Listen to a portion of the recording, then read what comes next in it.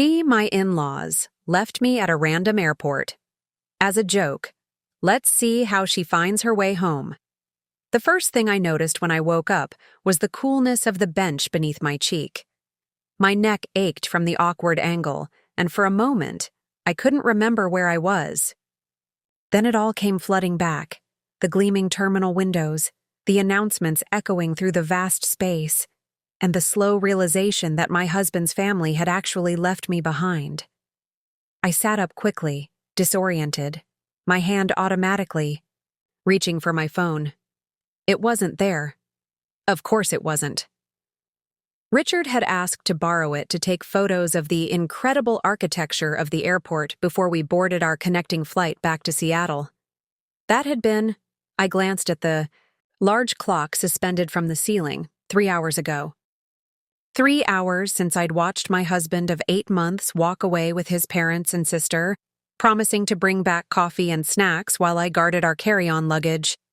3 hours since I'd fallen asleep, exhausted from the 2-week family bonding vacation that had felt more like an extended interrogation.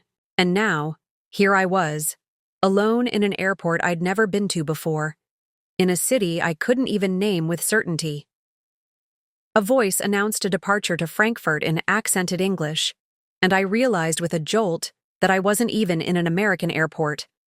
My in-laws had left me in Europe somewhere, but where exactly? I tried to remember the details of our complicated return itinerary.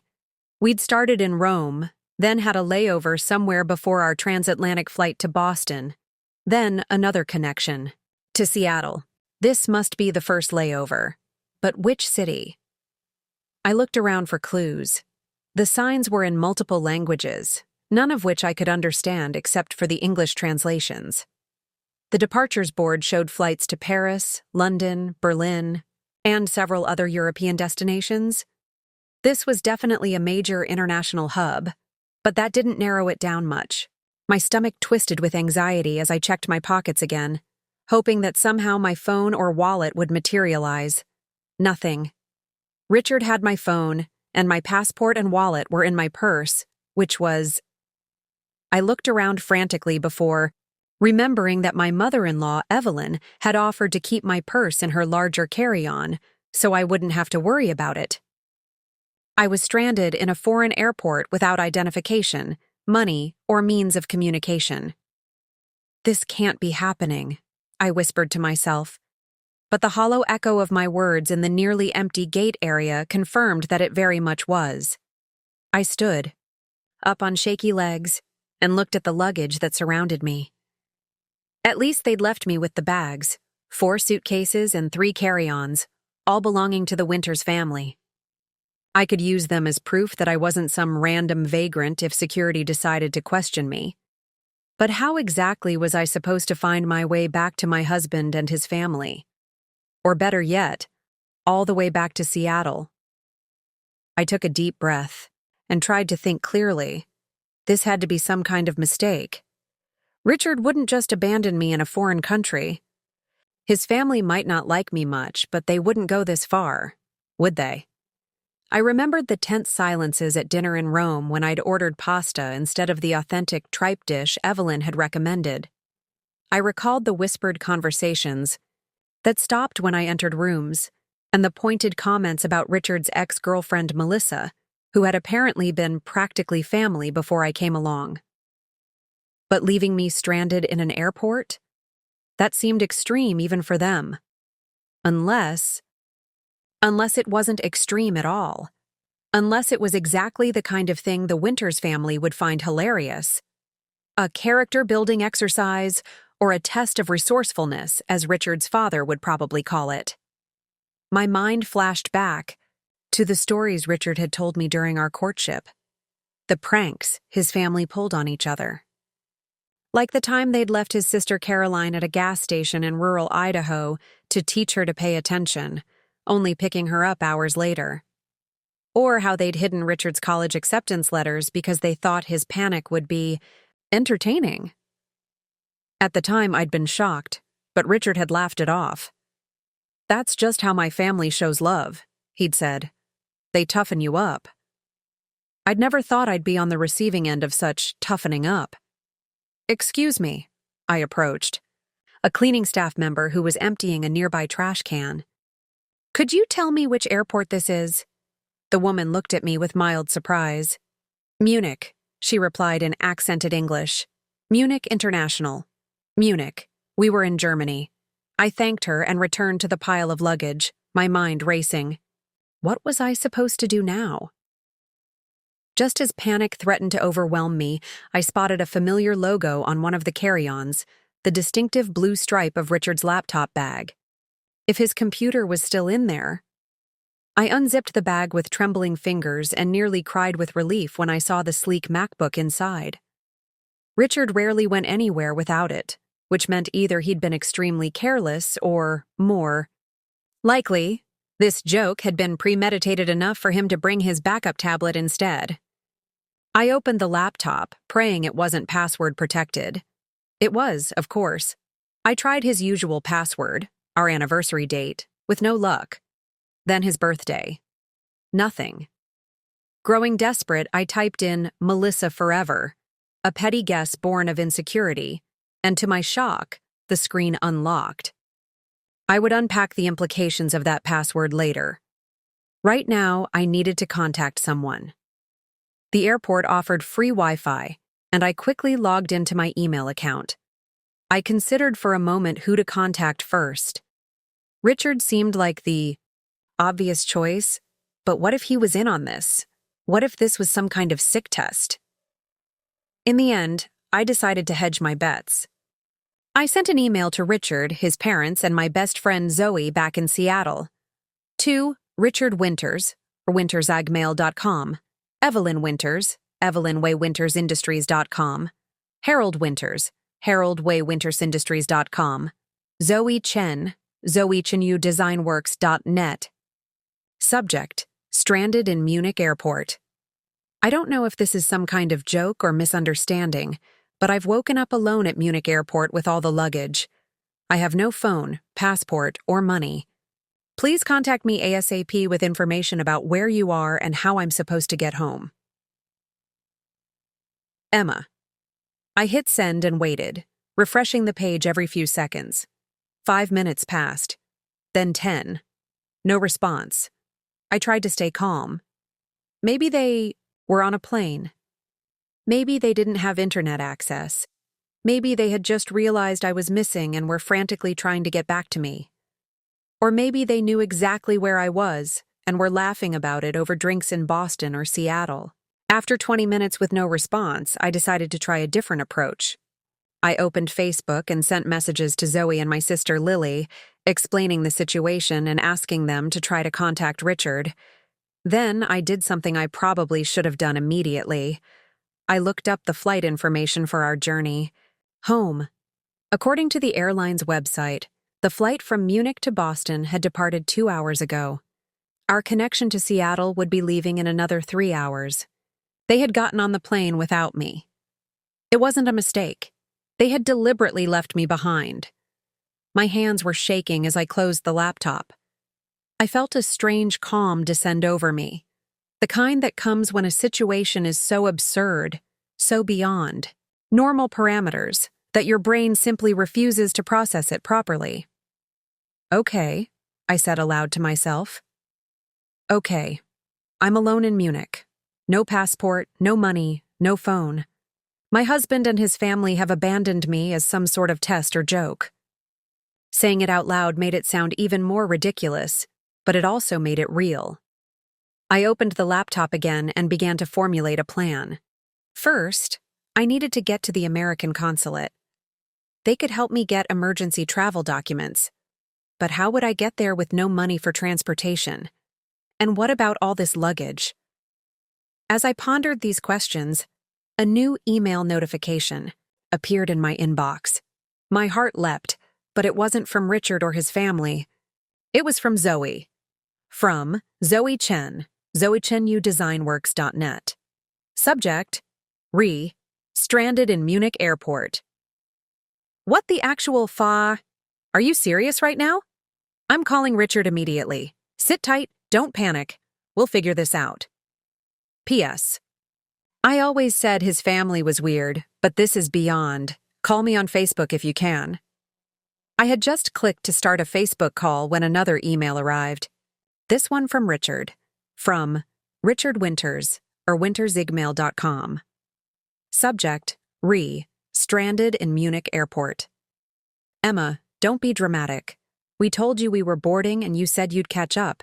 It's not our fault you didn't make it onto the plane. Mom and Dad think you did this on purpose to ruin the end of our trip. Anyway, we're about to take off for Seattle. See if the airline can put you on the next flight. You're a resourceful girl. I'm sure you'll figure it out. Consider it an adventure. Love you. I stared at the screen in disbelief. That was a blatant lie. They hadn't told me anything about boarding. I'd been asleep, and before that, Richard had taken my phone and Evelyn had my purse. They had planned this. A Facebook call notification from Zoe interrupted my shock. I clicked to answer. Emma. Oh my God, are you okay? Zoe's concerned face appeared on the screen. Not really, I admitted, keeping my voice low. They left me. Zoe. On purpose. And now Richard is gaslighting me, saying I knew they were boarding and chose not to come. That's insane, Zoe said, her expression darkening. I always knew there was something off about his family, but this is criminal. Have you contacted the consulate? Not yet. I have no money for transportation, and I'm surrounded by all their luggage. Okay, first things first, check their bags. Richard's parents are loaded. There's bound to be cash somewhere. I know it feels wrong to go through their stuff, but they literally abandoned you in a foreign country, so screw politeness. She was right. I unzipped the nearest suitcase, Caroline's, judging by the designer clothes inside, and began carefully, searching through the pockets and compartments. Nothing in that one. I moved on to Harold's bag, then Evelyn's. In the side pocket of Evelyn's expensive leather carry-on, I found a small envelope containing €500 and a handwritten note. For emergencies only. Don't spend it all in one place. Found some cash, I told Zoe, holding up the envelope to the camera. Evelyn's emergency money. That's definitely an emergency fund you should use, Zoe said firmly. Now, let's figure out your next steps. We spent the next hour making plans. I would take the cash and my laptop, leave the luggage, with airport security, and take a taxi to the American consulate. Zoe, meanwhile, would continue trying to reach Richard and his family and would contact my parents, who were on a cruise in Alaska with limited connectivity. As I prepared to pack up, a new email arrived from Caroline, Richard's sister. From Caroline Winters, caro.winters@wintersindustries.com. Subject, stranded in Munich airport. Oh, Emma, don't be such a baby. This is just a little Winters family tradition. We do it to everyone who marries into the family. Dad did it to Mom's sister when she married Uncle James, and they did it to Richard's college roommate's fiancé, too. It's like an initiation ritual. Just think of it as a character-building exercise. Let's see how she finds her way home? That's what Dad always says.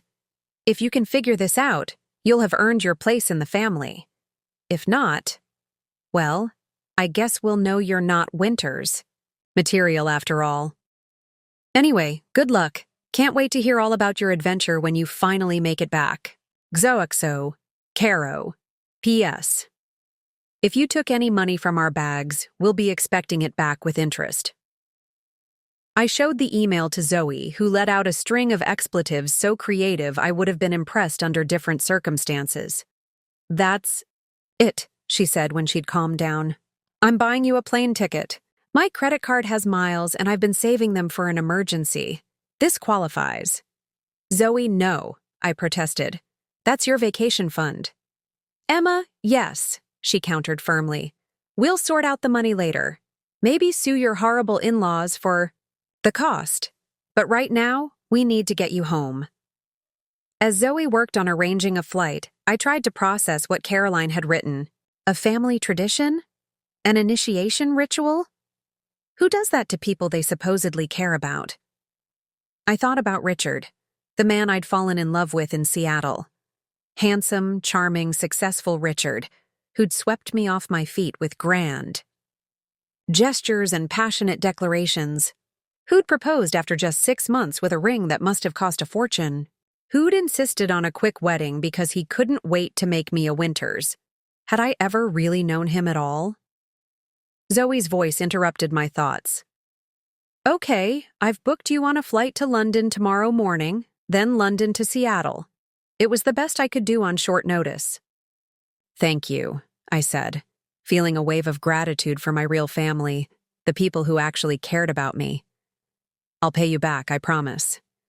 Don't worry about that now. Let's focus on getting you to a hotel for the night and to the consulate. First thing tomorrow. As we finalized the details, I felt something shift inside me. The shock and fear were giving way to something else, a slow-burning anger that grew with each passing moment. The Winters family thought this was a test to see if I was Winters material. Well, maybe it was time for me to decide if Richard was Emma material, and right now he was failing spectacularly. I gathered my few belongings, left the Winters luggage with airport security, with a detailed note explaining that the owners had accidentally departed without it, and headed for the taxi stand with Richard's laptop tucked securely under my arm. As the taxi pulled away from Munich International Airport, I made a silent promise to myself. I would find my way home, and when I got there, I would show Richard and his family exactly what kind of woman they had underestimated.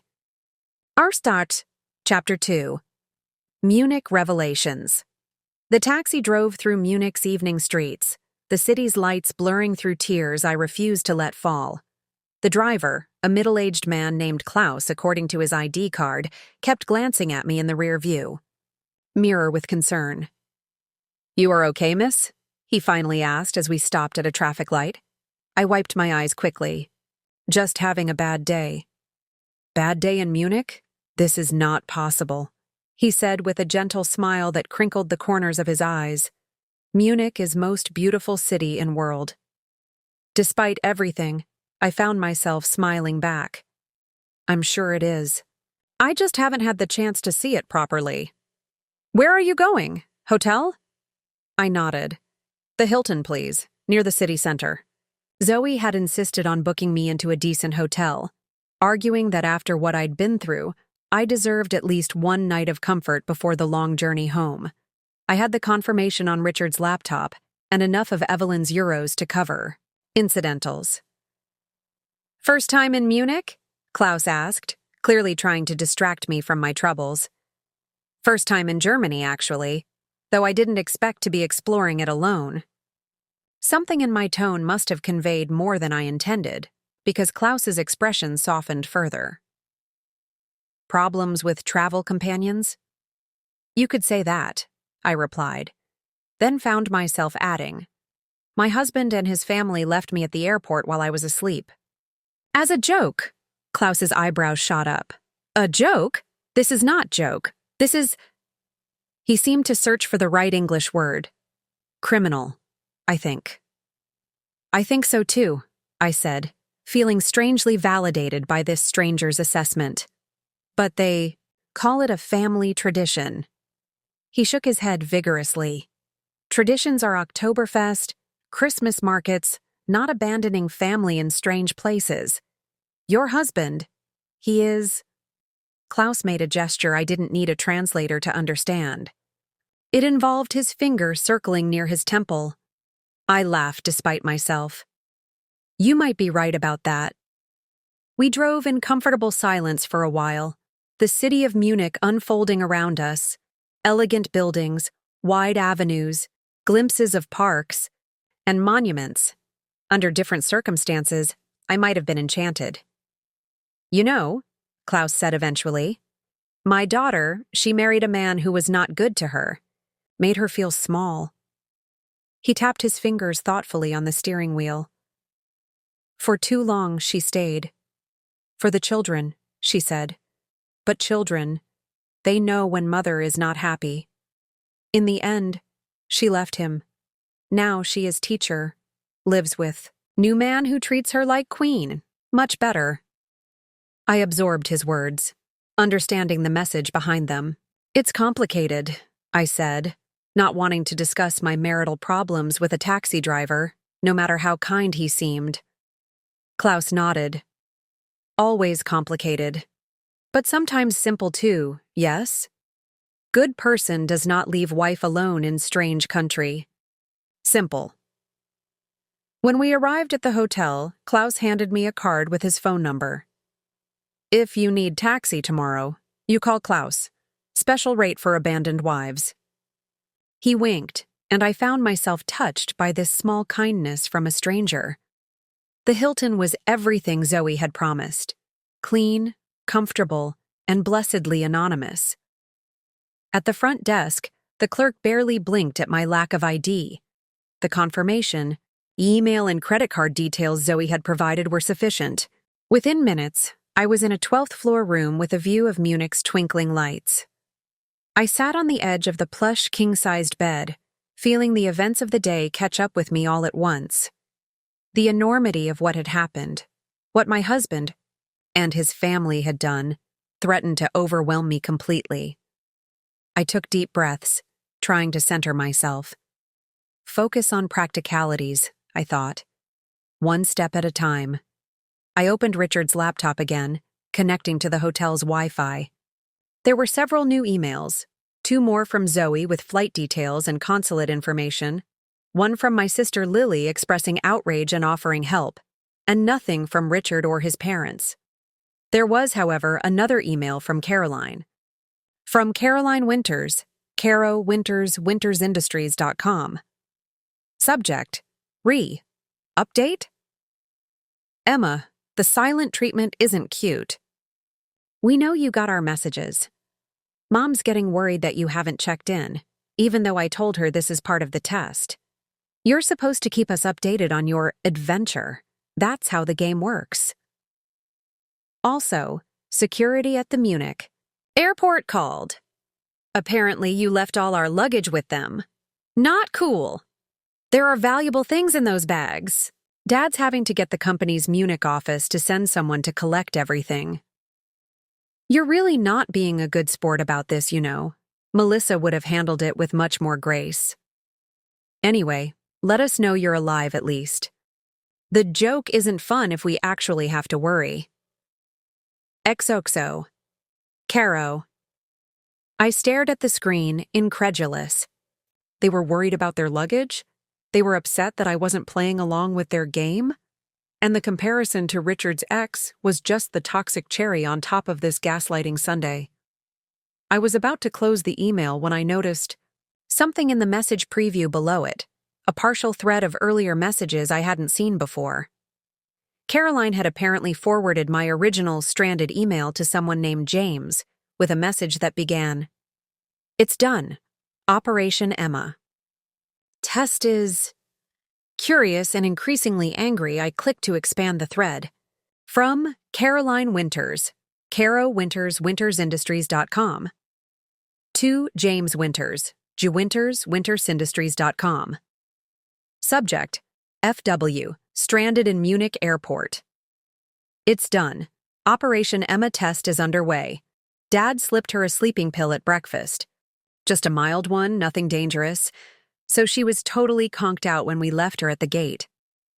Richard took her phone to take pictures. Classic. And Mom already had her purse with all her documents. We boarded our flight with plenty of time to spare. Best part, Dad's face when the gate agent asked where the 4th passenger was.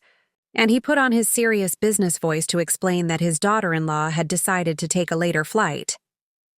The agent totally bought it.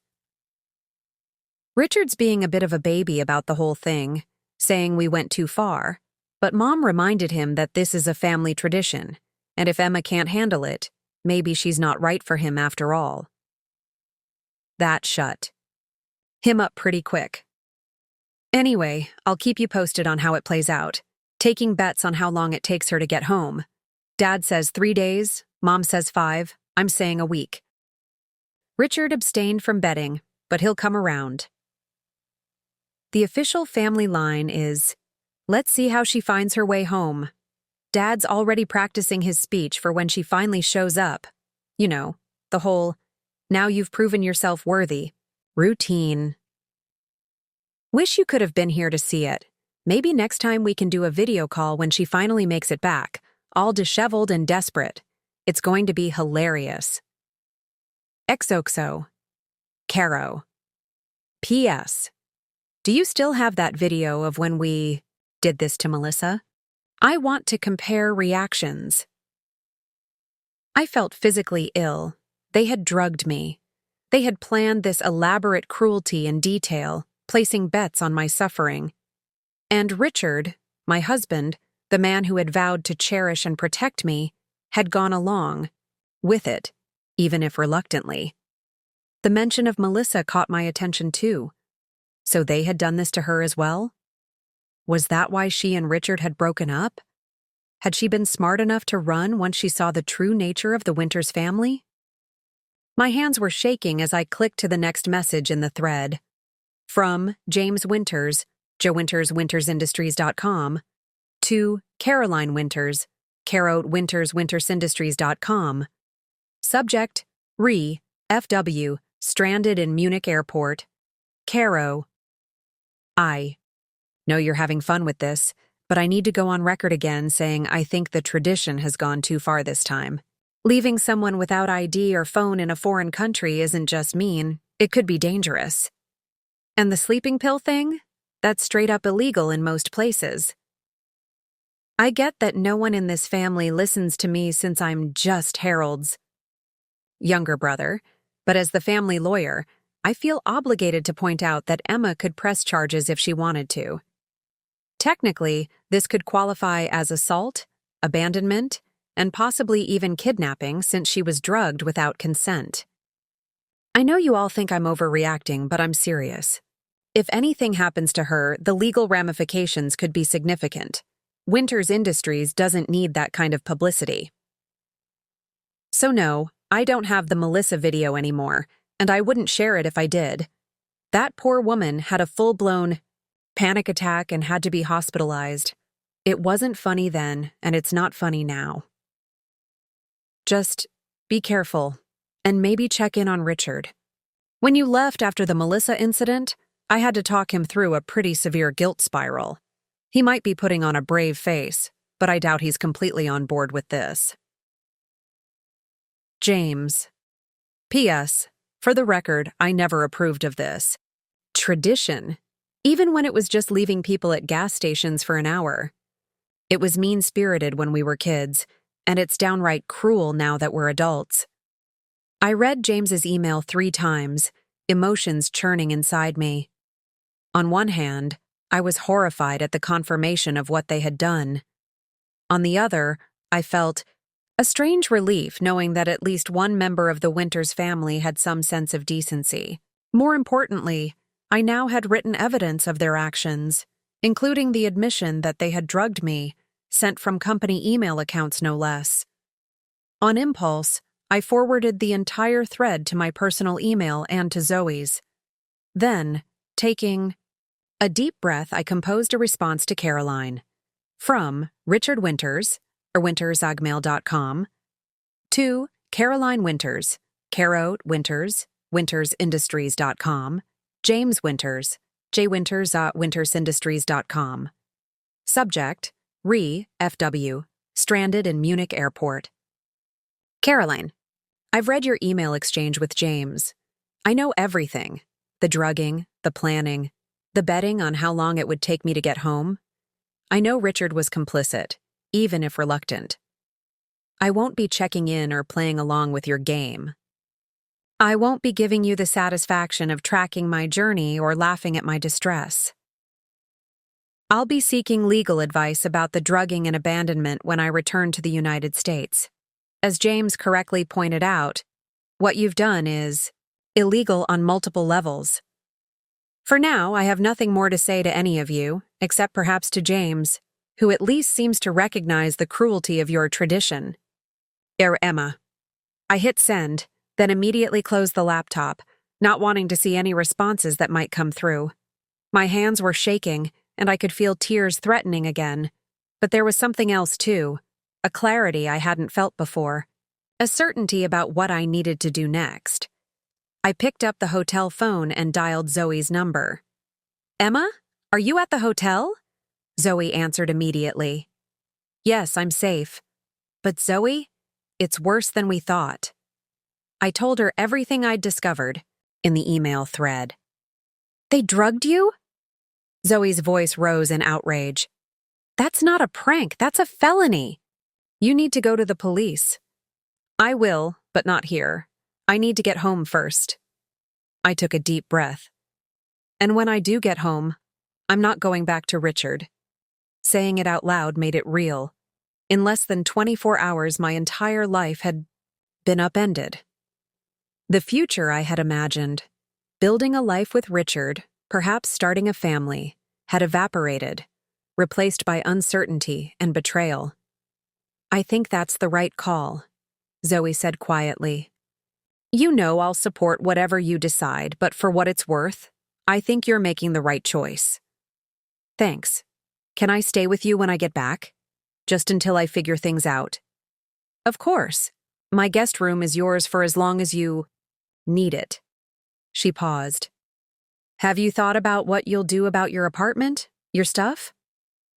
I hadn't gotten that far in my thinking. Richard and I had moved into his condo after the wedding. Most of my furniture was in storage, but my clothes, personal items, and sentimental possessions were all in what I had thought of as our home.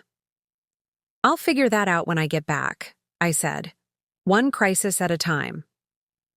After finishing the call, with Zoe, I ordered room service, comfort food I barely tasted, and took a long, hot shower, trying to wash away the stress and betrayal of the day.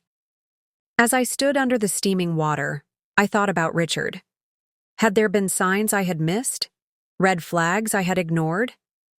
Looking back, I could see moments that should have given me pause. The way he sometimes went along with his family's mean-spirited jokes, the dismissive comments about my career as a graphic designer, the subtle pressure to conform to the Winters family's expectations. But I had been so in love, or thought I was, that I had rationalized it all away. "He's just close to his family," I had told myself.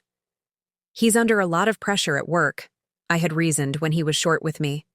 "The Winters have their own way of showing affection," I had insisted when their behavior seemed cruel. Now, with painful clarity, I could see that I had been blind to the truth of who Richard really was. Not the charming, devoted man I thought I had married, but someone who would drug his own wife and abandon her in a foreign country to appease his toxic family. I stepped out of the shower, wrapped myself in the hotel's plush robe, and sat on the bed, opening Richard's laptop one more time. I had no interest in reading any responses from Caroline or the rest of the Winters family, but there was something else I needed to do. Curiosity, and a growing need to understand exactly who I had married, led me to explore the files on Richard's computer. What I found was revealing in ways I hadn't anticipated. A folder labeled Melissa contained dozens of photos of Richard, with his ex, vacations, family events, intimate moments, dating right up until a few months before he met me. There were also text message screenshots and emails, saved as if precious mementos. A document titled Wedding Speech was dated just 3 weeks before Richard and I had met. It was a draft of what appeared to be wedding vows, addressed to Melissa. He had been planning to propose to her, then suddenly was dating me instead. What had happened? Had the Munich test with Melissa gone so badly that they had broken up? Had Richard simply moved on to the next potential wife candidate when Melissa failed his family's cruel initiation? I kept digging, finding a folder of emails between Richard and his mother from around the time we started dating. In them, Evelyn expressed concerns that Richard was rushing into things with this Emma girl to get over Melissa. Richard assured her that he knew what he was doing, that I was different, more malleable, more likely to fit into the Winters way of life. I felt sick. Had our entire relationship been built on such calculated foundations? Had I just been a convenient replacement after Melissa had the good sense to leave? I closed the laptop, unable to stomach any more revelations for one night. Tomorrow would be soon enough to continue unraveling the lies. For now, I needed rest before facing the consulate and beginning my journey home. As I lay in the unfamiliar hotel bed, staring at the ceiling, I made a decision. I would not just find my way home. I would find my way to a better life, one without the Winters family and their toxic idea of love.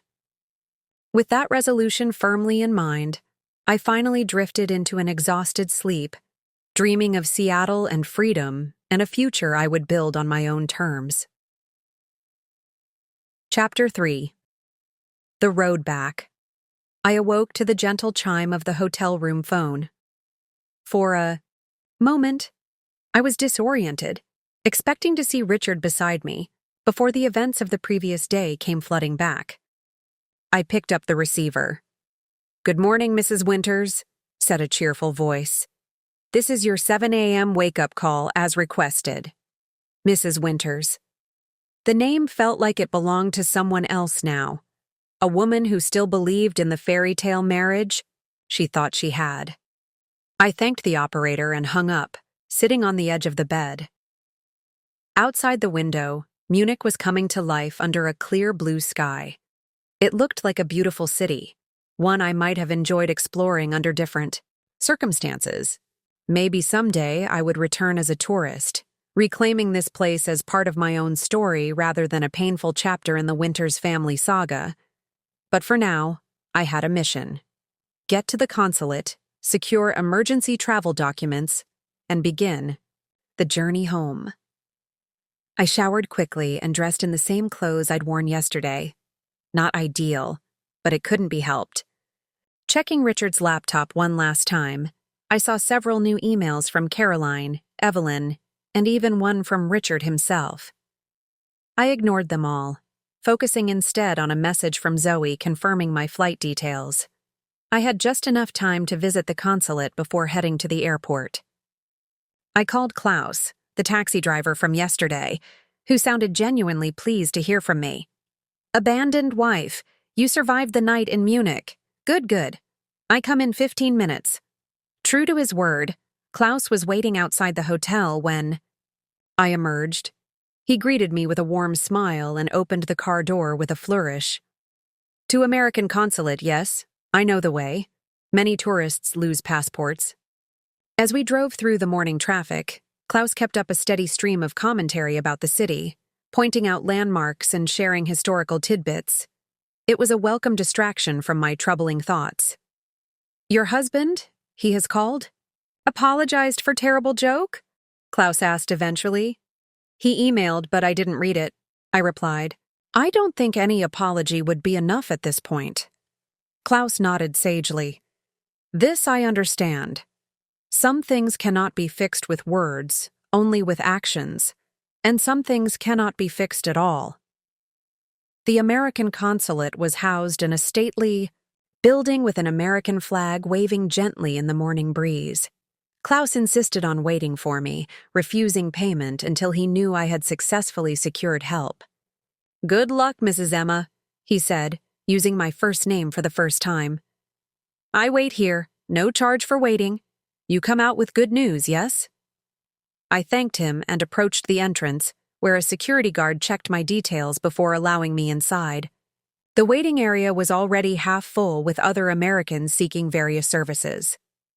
I took a number and sat down, feeling oddly calm despite everything. Perhaps it was emotional exhaustion, or perhaps it was the clarity that comes with making a difficult but necessary decision. When my number was called, I approached the counter where a middle-aged woman with kind eyes greeted me. "Good morning.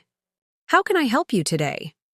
I explained my situation as concisely as possible, that I had been left at the airport without my passport or identification, that I needed emergency travel documents to return to the United States. To her credit, the IE consular officer whose nameplate identified her as Janet Pearson didn't bat an eye at my story. I supposed she had heard all manner of travel disasters in her line of work. "Do you have any form of identification with you at all?" she asked. I shook my head. Everything was in my purse, which my mother-in-law took. "I have access to my email account, though, and I can answer any questions about my passport details." Ms. Pearson nodded thoughtfully. "We'll need to verify your identity. Can you contact anyone back home who could scan and email a copy of your birth certificate or other identification?" I thought of Zoe, who had a key to my storage unit where I kept important documents. "Yes, I believe so." "Good. We'll also need to take your photo and fingerprints for the emergency passport. There's a fee of $100, and the process typically takes about 24 hours. Do you have somewhere to stay in Munich?" I confirmed that I did, explaining that a friend had booked me a hotel and a flight home for the following day. "You seem very well prepared for someone who was abandoned at an airport," Ms. Pearson observed with a small smile. "I have good friends," I replied simply. "Those are worth more than gold," she agreed. "Now, I should inform you that what happened to you, being drugged without your knowledge and abandoned, is a crime. Would you like to file a police report? We can assist with that process." I hesitated. Part of me wanted to make the Winters family face consequences for what they had done, but another part just wanted to get home and begin rebuilding my life without them. "Could I think about that while we process the passport? I'm not sure if involving the police would complicate my immediate goal of getting home." "Of course. Let's focus on getting you your travel documents first. We can discuss the legal options afterward." For the next hour, I worked with Ms. Pearson and another consular officer, providing all the information I could remember about my passport. I contacted Zoe, who promised to retrieve and scan my birth certificate and driver's license as soon as possible. They took my photo and fingerprints, and I paid the fee using some of Evelyn's euros. "All right, Mrs. Winters," Ms. Pearson said when we had completed all the necessary paperwork. "We should have your emergency passport ready by tomorrow morning. Please come back around 10 a.m. In the meantime, is there anything else we can help you with?" I thought for a moment. "Actually, yes. Could I use one of your phones to make a call to the United States? My phone was taken along with my other belongings." Ms. Pearson arranged for me to use a phone in a small private office. I called Zoe, first updating her on the passport situation and confirming the flight details for the following day. Then, after a moment's hesitation, I dialed Richard's cell phone number. It rang several times before going to voicemail. I wasn't surprised. It was the middle of the night in Seattle, but I was relieved. I wasn't sure I was ready to speak to him directly yet. "Richard, it's Emma," I said after the beep, keeping my voice steady. "I'm at the American consulate in Munich arranging for emergency travel documents. I'll be flying home tomorrow, but I won't be coming to the condo. I'll be staying with Zoe until I can make other arrangements. What your family did, what you allowed them to do, was not just cruel, it was criminal. You drugged me and abandoned me in a foreign country. I saw the emails between Caroline and James. I know everything. I haven't decided yet what legal actions I'll take, but our marriage is over. I'll have my lawyer contact you about divorce proceedings once I'm back in Seattle." I paused, feeling a strange mix of sadness and liberation as I spoke the words aloud. "I thought I knew you, Richard. I thought what we had was real. I was wrong. Don't try to contact me directly. Anything you need to say can go through my attorney." I hung up, my hand shaking slightly but my resolve firm. Out in the hall, Ms. Pearson was waiting with a sympathetic expression. "Are you all right?" she asked. I nodded. "Actually, I think I am. For the first time since this happened, I feel like I'm taking control of the situation instead of just reacting to it." She smiled. "That's an important step. Now, about that police report." "I've decided not to file one for now," I said. "I'd rather focus on getting home. Once I'm back in Seattle, I'll consult with a lawyer about my options." "That's a reasonable approach. Just be aware that there may be time limitations for filing certain types of charges," particularly in international cases. I thanked her for the advice and for all her help. As I was leaving, she handed me a small manila envelope. Some resources that might be useful, information about victims' rights, contacts for support services back in the States, that sort of thing. And my card, in case you have any questions or need any assistance before you leave Munich. I was touched by her thoughtfulness. Thank you. This means a lot. Outside, Klaus was still waiting, just as he had promised. His face brightened when he saw me. Good news? You get help? Yes, I'll have an emergency passport tomorrow morning. Thank you for waiting. Excellent. Now, where to? Back to hotel? I hesitated, looking at my watch. It was only 11 a.m., and I had the entire day ahead of me before my flight the next morning. The thought of sitting alone in a hotel room with nothing but my turbulent thoughts for company was unappealing. Actually, I said, making a spontaneous decision, I think I'd like to see a bit of Munich first. If I'm here, I might as well experience something positive, right? Klaus's face lit up. This is good thinking. I show you Munich, special tour for abandoned wife, no charge. I insist on paying, I said firmly. You've already been too kind.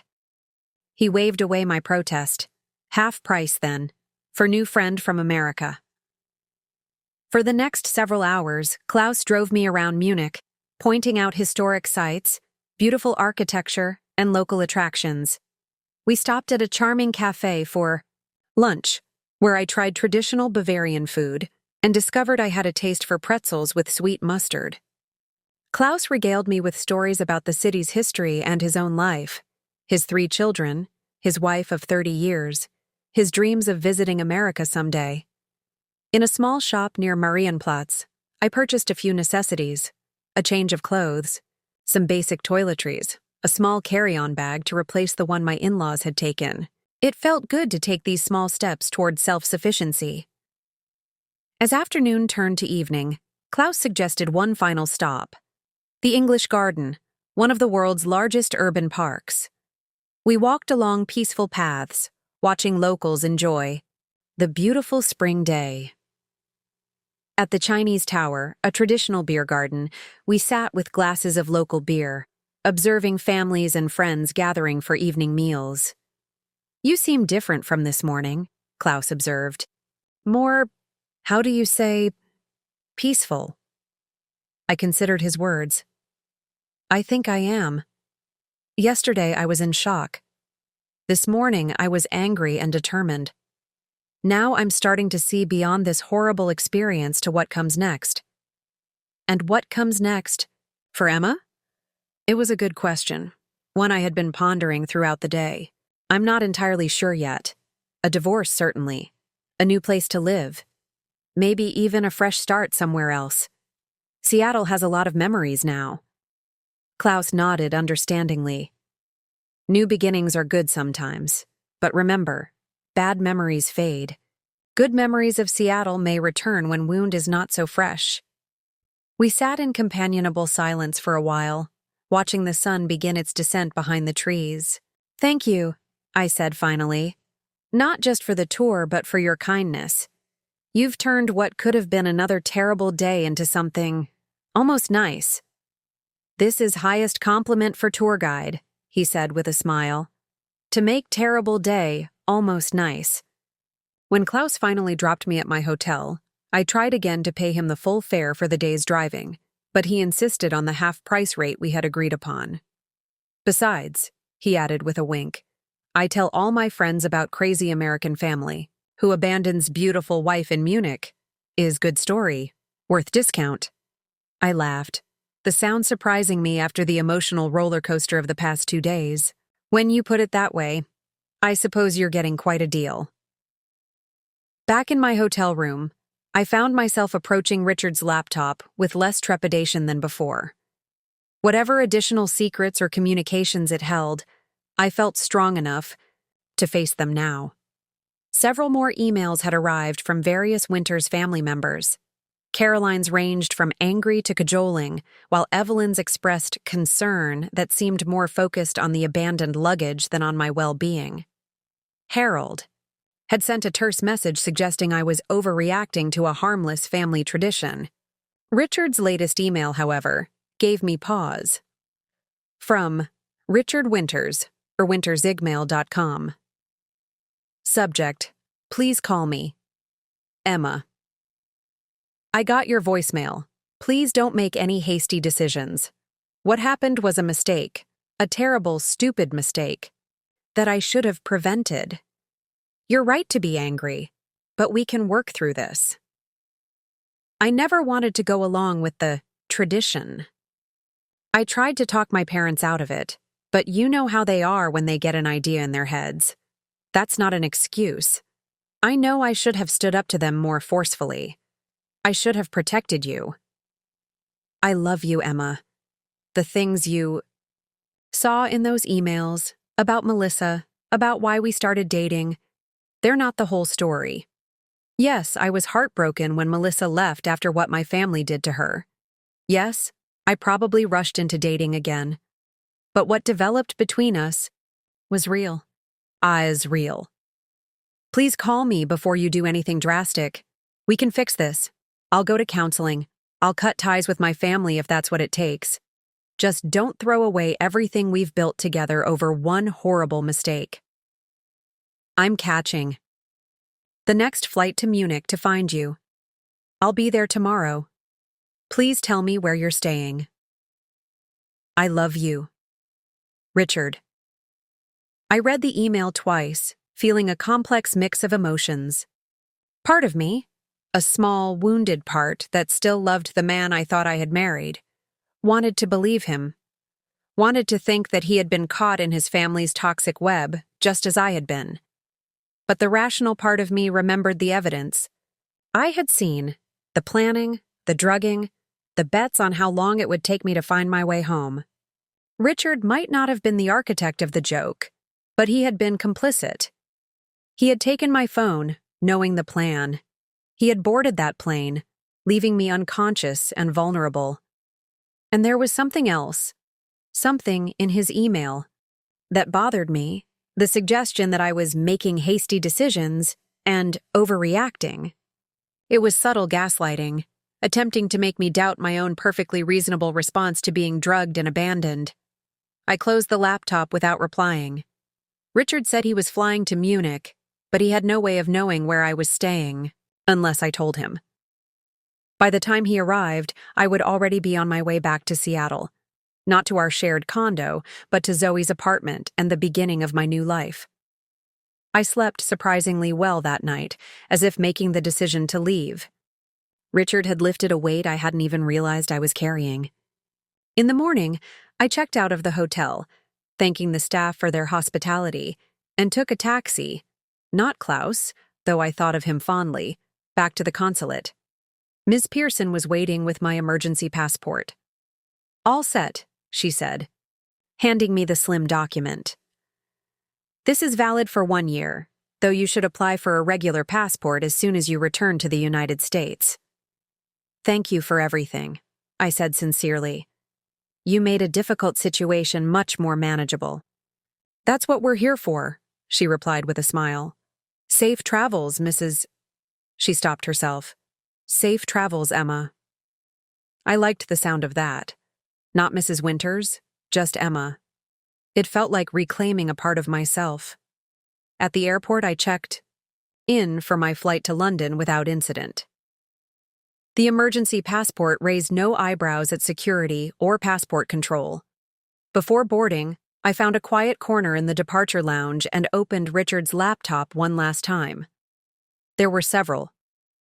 Increasingly frantic emails from him, informing me that he was on his way to Munich and demanding to know where I was staying. I ignored them all and instead composed a brief message to Zoe. From Richard Winters, or wintersigmail.com, to Zoe Chen, zoechenyudesignworks.net. Subject: Almost on my way. Zoe. Just wanted to let you know that everything went smoothly. At the consulate. I have my emergency passport, and I'm about to board my flight to London, then on to Seattle tomorrow. Should arrive at SeaTac around 2 p.m. your time. Richard is apparently flying to Munich to find me, so I'll be missing him by just a few hours. I haven't replied to any of his emails. I think it's better to maintain distance until I've had a chance to consult with a lawyer. I'll keep his laptop with me for now. It contains evidence of what they did, and I don't want to risk losing access to it. Thank you again for everything. I don't know what I would have done without your help. See you tomorrow. Emma. I sent the email, then shut down the laptop. As I slipped it into my new carry-on bag, I noticed a small notification light blinking on the side. A new email, or message coming in. I hesitated for just a moment, then zipped the bag closed without checking it. Whatever the Winters family had to say, it could wait until I was ready to hear it. As I boarded the plane to London, I felt a strange sense of lightness. Yes, my marriage was ending. Yes, I was facing an uncertain future. But I was also free from the subtle manipulations and casual cruelties that I now realized had been part of my relationship with Richard from the beginning. The plane lifted off from Munich, the city growing smaller beneath us. I watched until the landscape disappeared into clouds, saying a silent goodbye to the place where my old life had ended and my new one had begun. Chapter 4. Interim in London. The flight to London was mercifully uneventful. I dozed for most of the 2 hours, emotionally drained from the past few days. When we landed at Heathrow, I followed the signs to international connections, prepared for the overnight layover before my flight to Seattle the next morning. Zoe had booked me into an airport hotel, arguing that after everything I'd been through, I deserved a comfortable place to rest rather than trying to sleep on airport chairs. I was grateful for her foresight as I checked into my small but clean room at the Heathrow Hilton. It was early evening in London, and I realized I was famished, having eaten nothing since a small breakfast at the Munich hotel. I ventured down to the hotel restaurant, ordered a simple meal of soup and sandwich, and tried to gather my thoughts. Here I was, in yet another city I'd never planned to visit, another anonymous hotel room, another step in an unexpected journey. But this time, I wasn't abandoned or lost. I was choosing my path forward, even if that path had been forced upon me by circumstances I couldn't have imagined a week ago. After dinner, I returned to my room and finally powered up Richard's laptop again. I needed to check my flight details for the next day, but I was also, I admitted to myself, curious about what Richard and his family might have said in response to my silence. There were, as expected, several new emails. Richard's had grown, increasingly desperate. From Richard Winters, for wintersigmail.com. Subject, please respond. Emma. I'm at the Munich airport. I've been to every hotel in the city center. I've called the American consulate, but they won't tell me anything. Where are you? Please just let me know you're safe. I'm going out of my mind with worry. This has gone far enough. Whatever you want to do about our marriage, we can discuss it, but at least let me know you're okay. I've never been so sorry about anything in my life. Please, Emma, just one word to let me know you're alive and safe. Chartrutiti. I felt a small twinge of guilt, quickly replaced by righteous anger. Now he was worried? Now he cared about my safety? Where was that concern when I was being drugged and left alone at an airport? There was also a new email from James, Richard's uncle. From James Winters, J. Winters, wintersindustries.com. Subject, legal advice. Emma. I hope this email finds you safe. I want you to know that I had no part in what happened to you in Munich, and I've made my objections to the tradition very clear to my brother and the rest of the family. Richard is beside himself. He's in Munich now, searching for you. Whatever you may think of him right now, and I wouldn't blame you for thinking the worst, I believe he genuinely regrets what happened.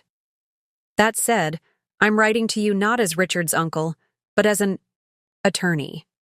What was done to you was not just morally wrong, but legally actionable. If you wish to pursue legal remedies, you would have strong grounds to do so. I'm in an ethically complex position here, as I represent Winters Industries and my family members in many matters. I cannot be your attorney in any action against them. However, I can recommend several excellent lawyers who could assist you should you decide to go that route. Whatever you decide, please know that not every member of the Winters family condones what was done to you. I find it appalling, as does my wife, and we have made our feelings known. I wish you a safe journey home and hope that you'll consider contacting me when you're ready. If nothing else, I may be able to facilitate the return of your personal belongings in a way that doesn't require you to interact directly with Richard or his parents. Respectfully, James Winters. I was surprised by James's email. It seemed genuine, and his offer to help recover my things without having to see Richard was thoughtful. I made a mental note to consider contacting him once I was back in Seattle and had consulted with my own attorney. Finally, there was an email from a name I didn't recognize. From Melissa Montgomery, melissamontgomery@gmail.com. Subject: From another survivor of the Winters tradition. Emma. You don't know me, but I'm Richard's ex-girlfriend, Melissa. Caroline accidentally copied me on an email about what happened to you in Munich, and I felt compelled to reach out. 2 years ago, the Winters family did the same thing to me. They left me in Barcelona during what was supposed to be a vacation, celebrating my and Richard's 3rd anniversary. Like you, I had no phone, no passport, no money. I had a panic attack so severe that I ended up in a Spanish hospital. When I finally made it back to Seattle a week later, Richard tried to play it off as a funny story we would tell our grandchildren someday. I broke up with him immediately. The experience was traumatic in ways I still struggle to articulate. I've been in therapy ever since, working through not just what happened in Barcelona, but all the smaller cruelties and manipulations that I now recognize were part of my relationship with Richard and his family.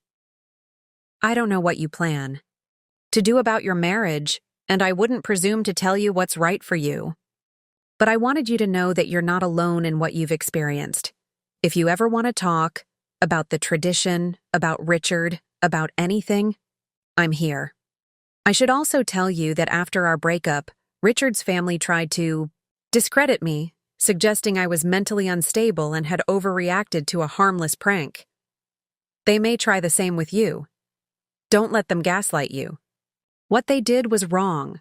Full stop. Take care of yourself. Melissa. P.S. I've attached the contact information for my therapist in Seattle, who has experience with psychological abuse and trauma. She's been invaluable to me. I stared at the screen, feeling a strange connection to this woman I had never met. Melissa, the ex-girlfriend who had been practically family, according to Evelyn. Melissa, whose place I had apparently taken in Richard's life when she had the courage to walk away. I couldn't help but wonder, if I had known about what happened to her, would I have still married Richard? Would I have recognized the red flags that I now saw so clearly? I hit reply before I could second-guess myself. From Richard Winters. ourwintersugmail.com. To Melissa Montgomery, melissa.montgomery@gmail.com. Subject: From another survivor of the Winters tradition. Melissa. Thank you for reaching out. It means more than I can express to know that I'm not alone in this experience. I'm still processing everything that's happened, but I've already decided that my marriage to Richard is over. No relationship can or should survive this kind of betrayal. I'm so sorry for what you went through in Barcelona. Nobody deserves that kind of treatment, especially not from people who claim to love them. I appreciate the warning about potential gaslighting. I've already seen hints of that in Richard's emails, suggesting I'm overreacting to what happened. I'd actually like to take you up on your offer to talk once I'm back in Seattle. There's something validating about connecting with someone who truly understands this bizarre, traumatic experience. Thank you also for the therapist recommendation. I'll definitely reach out to her once I'm settled. I'm on my way back to Seattle now, currently on a layover in London, flying out tomorrow morning. If all goes as planned, I should be back in the city by tomorrow afternoon. Thank you again for your kindness in reaching out. Emma. After sending the email, I realized I was using Richard's account, and Melissa might not recognize that it was coming from me. I quickly sent a follow-up with my personal email address, explaining the situation.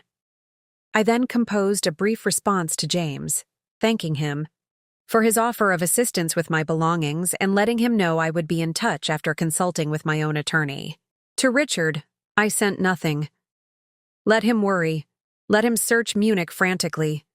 Let him experience even a fraction of the fear and disorientation I had felt when I woke up alone in that airport. The irony wasn't lost on me. The Winters family had abandoned me to see how I found my way home, and now Richard couldn't find me. The joke had backfired in a way they never anticipated. I closed the laptop and prepared for bed, setting an alarm to ensure I wouldn't miss my morning flight. As I lay in the darkness of the strange hotel room, I found my thoughts turning not to Richard or his family, but to what awaited me in Seattle. I had moved into Richard's condo shortly before our wedding, putting most of my own furniture and belongings in storage. The condo was in his name, as he had purchased it years before we met. I had no legal claim to it, which was actually something of a relief.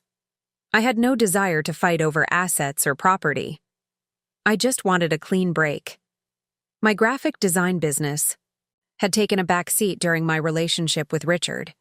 He had encouraged me to cut back on freelance clients, suggesting that I didn't need to work so hard once we were married. At the time, I had seen it as caring, not controlling. Now, I recognized it as another way the Winters family had sought to isolate me, to make me dependent on them. The silver lining was that I had maintained relationships with a few key clients, doing occasional projects even after the wedding. I could rebuild my business. It would take time, but I had skills and a professional reputation. I could support myself. As for where I would live, Zoe's offer of her guest room was a temporary solution. Seattle's rental market was notoriously tight, but I had savings, money I had set aside from my business before meeting Richard, funds he didn't know about because he had never shown much interest in my financial life before him. It wouldn't be easy, starting over at 32. But it would be mine, my life, my choices, my future, unburdened by the toxic dynamics of the Winters family. With that thought, I drifted into a dreamless sleep, waking only when my alarm chimed the next morning.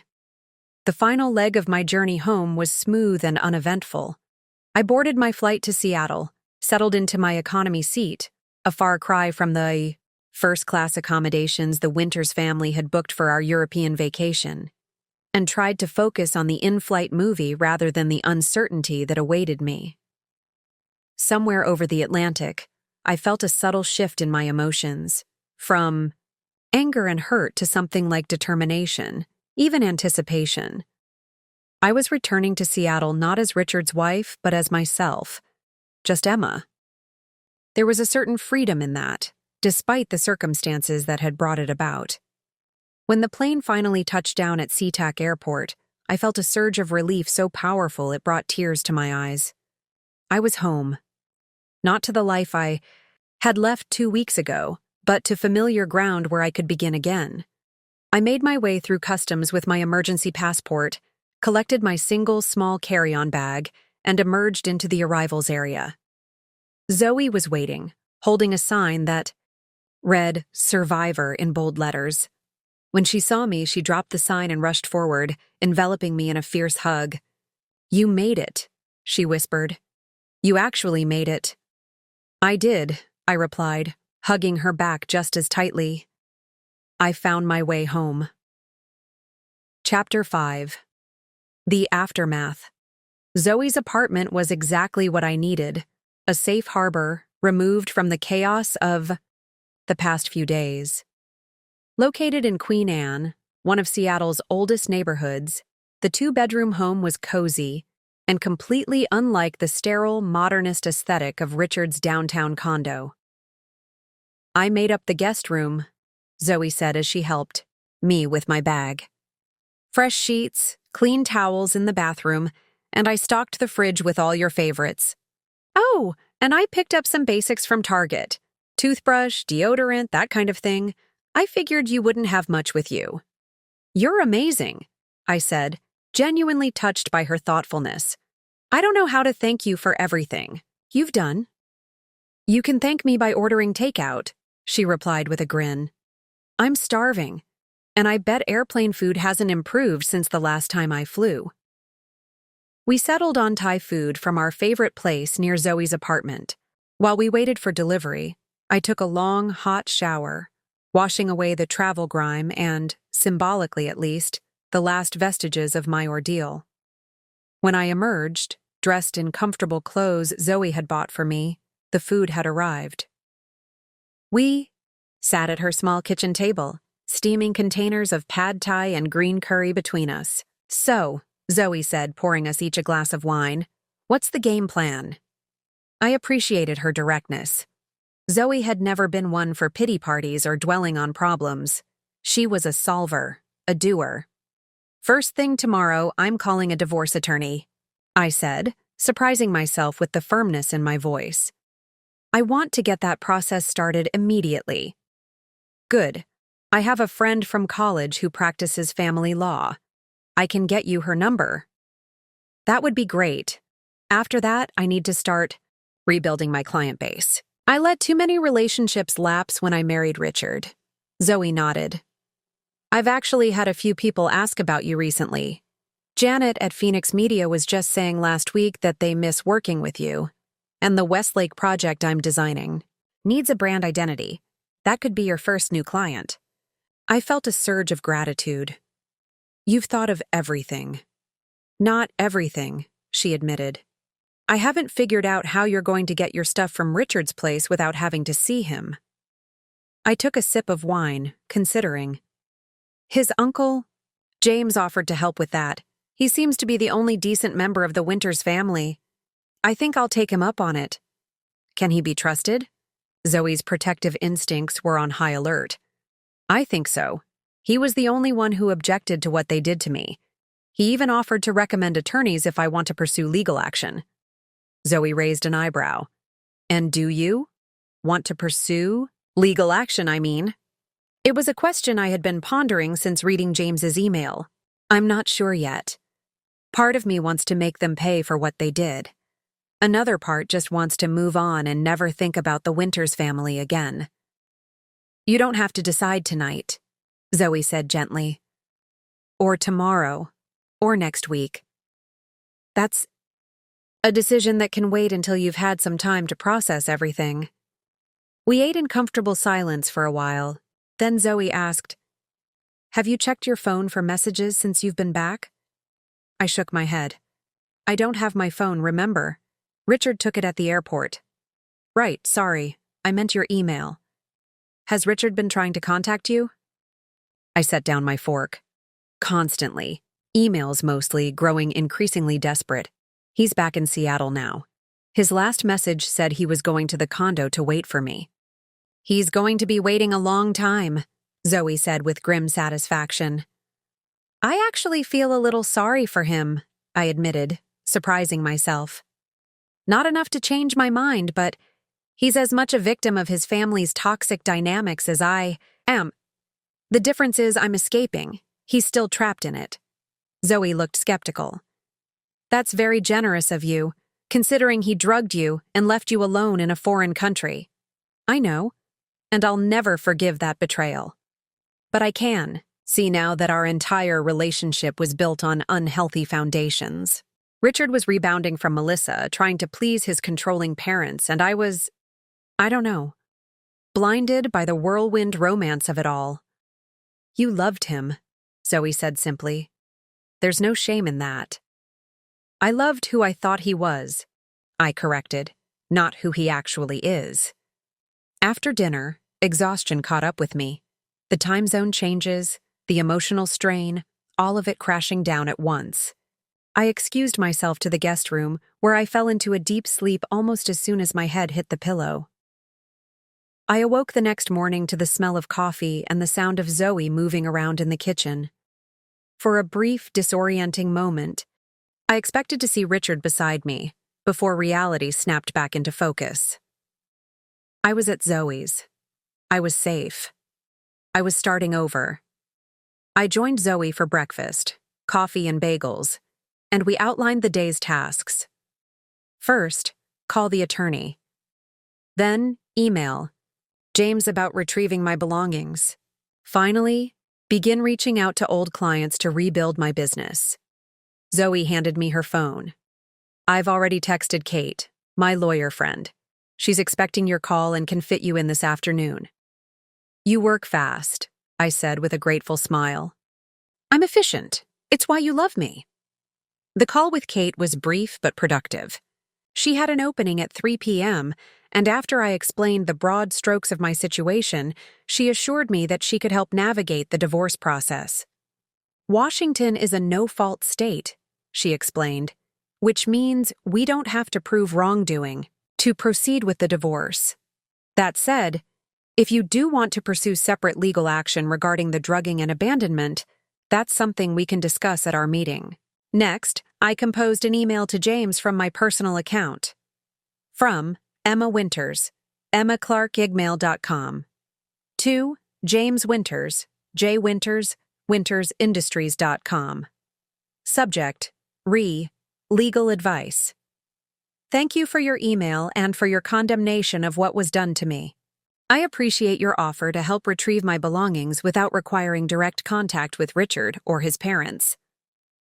I am back in Seattle now, staying with a friend. I've retained an attorney to begin divorce proceedings, but I would like to collect my personal items from the condo as soon as possible. If you're still willing to assist with this, perhaps we could arrange a time when Richard will be at work. I can provide a list of the items I need, which are primarily in the guest room closet and the second bathroom. I should note that I still have Richard's laptop. I plan to return it through my attorney, as I've been advised not to have any direct contact with him at this point. The laptop contains nothing but his work files. I haven't accessed any of his personal accounts or emails. My attorney has advised me to document everything I take from the condo. Would it be possible for you to be present as a witness when I collect my things? I'd also like to take photographs before and after if that's acceptable. The items I need to retrieve include all my clothing from the guest room closet, the right side is entirely mine. My jewelry box on the dresser in the guest room, toiletries and makeup from the second bathroom. My collection of books from the bookshelf in the living room, I can identify which are mine.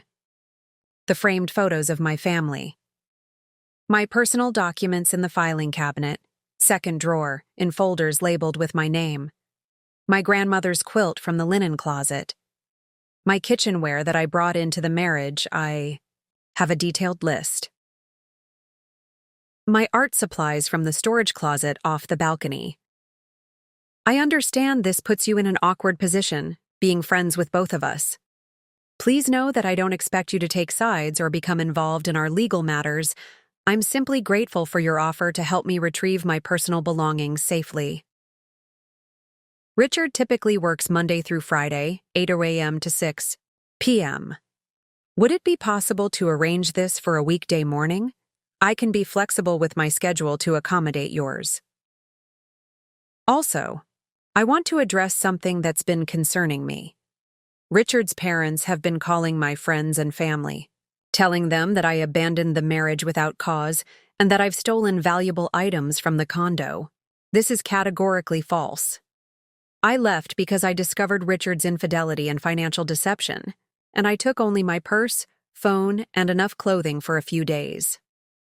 I've asked my attorney about getting a cease and desist order regarding these false statements, but in the meantime, I wanted you to know my side of the story, since you've been kind enough to offer help. If you're still comfortable assisting me, please let me know what day and time would work for you. I can arrange for a friend with a van to help transport my things. With sincere gratitude, Claire. From Michael Thompson. Date, Tuesday, April 2nd, 2024 at 9:16 a.m. To Claire Williams. Subject, Assistance with property retrieval. Claire. I can absolutely help you with this. Richard's schedule hasn't changed, so any weekday between 9 a.m. and 5 p.m. should work. Would this Thursday at 10 a.m. work for you? I can take the morning off and be there the whole time as a witness. I'm truly sorry about what you're going through. For what it's worth, several people in our friend group have noticed Richard's concerning behavior over the past few months. No one expected this outcome, but please know that not everyone is buying the narrative his parents are pushing. Let me know if Thursday works, and I'll make myself available. Take care. Michael. From Claire Williams. Date, Tuesday, April 2024 at 10:45 a.m. To Michael Thompson. Subject, Assistance with property retrieval. Michael, Thursday at 10 a.m. works perfectly.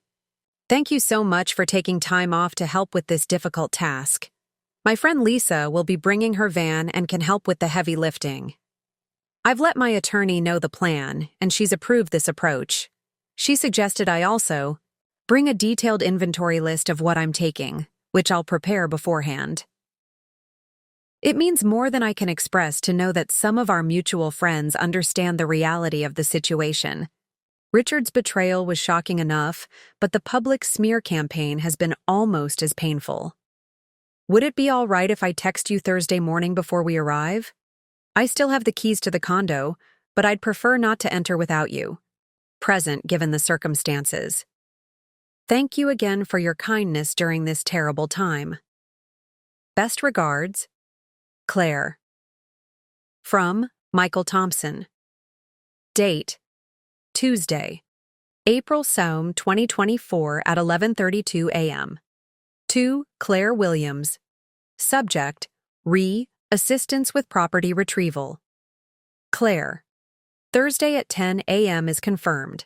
Texting beforehand is a good idea. I'll make sure to be there before you arrive so you won't have to wait. I think bringing Lisa is wise. Having an additional witness and help with transportation makes perfect sense. I should mention that I stopped by the condo last weekend to borrow Richard's golf clubs. He wasn't home, and I noticed he's already packed up some of your belongings in boxes. They're stacked in the guest room. I don't know if everything you need is there, but I wanted to give you a heads up. Also, I don't want to cause additional stress, but I feel I should tell you that Sarah, Richard's sister, mentioned she might drop by the condo sometime this week to pick up some family heirlooms that their mother wants back. I don't know what day she's planning this, but I'll try to find out discreetly to make sure it doesn't conflict with Thursday. See you Thursday. Michael. From Claire Williams. Date, Tuesday, April 2nd, 2024, at 1:05 p.m. To Michael Thompson. Subject, Assistance with property retrieval. Michael, thank you for the information about the boxes and Sarah's potential visit. I appreciate your thoroughness in making sure this goes smoothly. Regarding the boxes Richard packed, while I'm somewhat relieved he's taken the initiative to gather my things, I'm also concerned about what might be missing. There are several items of sentimental value that I specifically need to retrieve, particularly family photographs and my grandmother's quilt. I'll still need to check that everything on my list is accounted for. As for Sarah, if you can find out when she's planning to visit without raising suspicion, that would be helpful. I'd prefer to avoid any confrontation. The family heirlooms she mentioned are likely the silver candlesticks and serving platter that Richard's mother gave us as wedding gifts. Although they were presented to both of us, I have no intention of claiming them. They should stay with his family. On a related note, my attorney advised me to take dated photographs of each room as I found it, before removing anything. This is to prevent any later accusations about property damage or missing items. Would you be comfortable with this approach? I would, of course, be discreet and focus only on areas containing my belongings. Again, I can't thank you enough for your help during this difficult time. Best regards, Claire. From Michael Thompson. Date: Tuesday, April 2nd, 2024.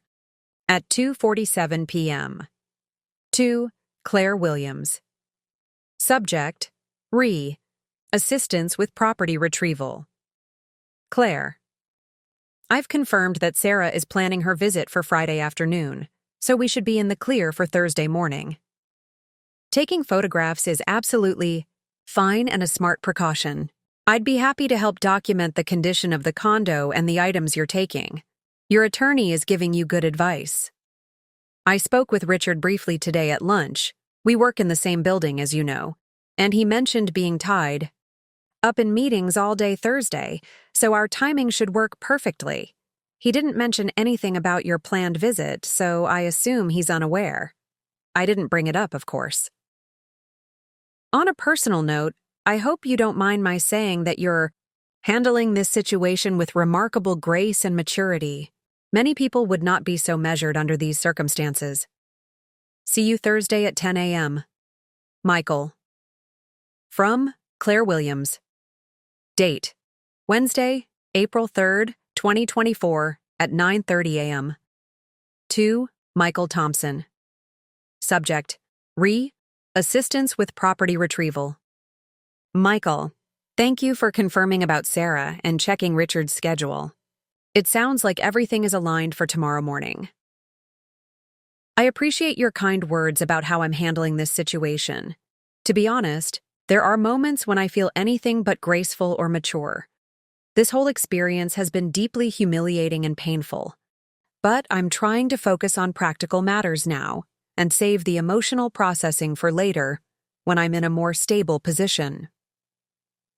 My attorney called yesterday with some concerning news. Apparently, Richard has been withdrawing large sums from our joint accounts over the past few weeks. We've filed emergency motions to freeze the remaining assets, but significant damage has already been done. I tell you this not to burden you with our drama, but because it may be relevant if Richard has removed or hidden other items from the condo. I've updated my inventory list to be as specific as possible, including descriptions and photographs of my more valuable possessions. I've attached this list to this email for your reference. If you notice that any of these items are conspicuously absent when we arrive tomorrow, please let me know. I've also arranged for a locksmith to meet us at the condo tomorrow to change my keys. My attorney has advised this as a precautionary measure to ensure I no longer have access to the property after retrieving my belongings. The locksmith will provide documentation of the key surrender for the court records. See you tomorrow at 10 a.m. I'll text when we're on our way. Best regards, Claire. From Michael Thompson. Date: Wednesday, April 3rd, 2024 at 11:15. Amur, Claire Williams. Subject: Re. Assistance with property retrieval. Claire. I've received your inventory list and reviewed it. Very thorough. I'm sorry to hear about the financial situation. Unfortunately, it doesn't surprise me. Richard has been living quite lavishly lately. New golf clubs, expensive lunches, and he mentioned booking a vacation to Maui next month. I found it odd given the economic climate at our company. We've had a hiring freeze for months. But now it makes more sense in light of what you've shared. The locksmith arrangement sounds prudent. I'll make sure to be present for that as well. One quick update. The weather forecast for tomorrow morning includes heavy rain. The covered parking at the condo is limited, so you might want to bring some waterproof covers for any sensitive items during transport to the van. The spot closest to the door will be free. It's mine, and I'll park elsewhere tomorrow. See you tomorrow. Michael. From Claire Williams. Date: Wednesday, April 3rd, 2024 at 4:50 p.m. To Michael Thompson. Subject: Assistance with property retrieval. Michael. Thank you for the weather advisory. I'll bring tarps and waterproof bags for the sensitive items. And thank you for offering your parking spot. That will make the loading process much more manageable. I appreciate the information about Richard's spending habits. It confirms what the bank statements have shown. My attorney is documenting all of this for the divorce proceedings. I've just spoken with Lisa, and we're all set for tomorrow. She'll be bringing her cousin Jake to help with the heavier furniture. Items that are mine, primarily the antique desk from my grandfather and the bookcase from my apartment before we were married. One last thing. I've been advised to bring a witness who is not directly involved in helping with the move. My friend Sophia has agreed to come along solely to observe and document the process. She'll stay out of the way and simply take notes on what items are removed.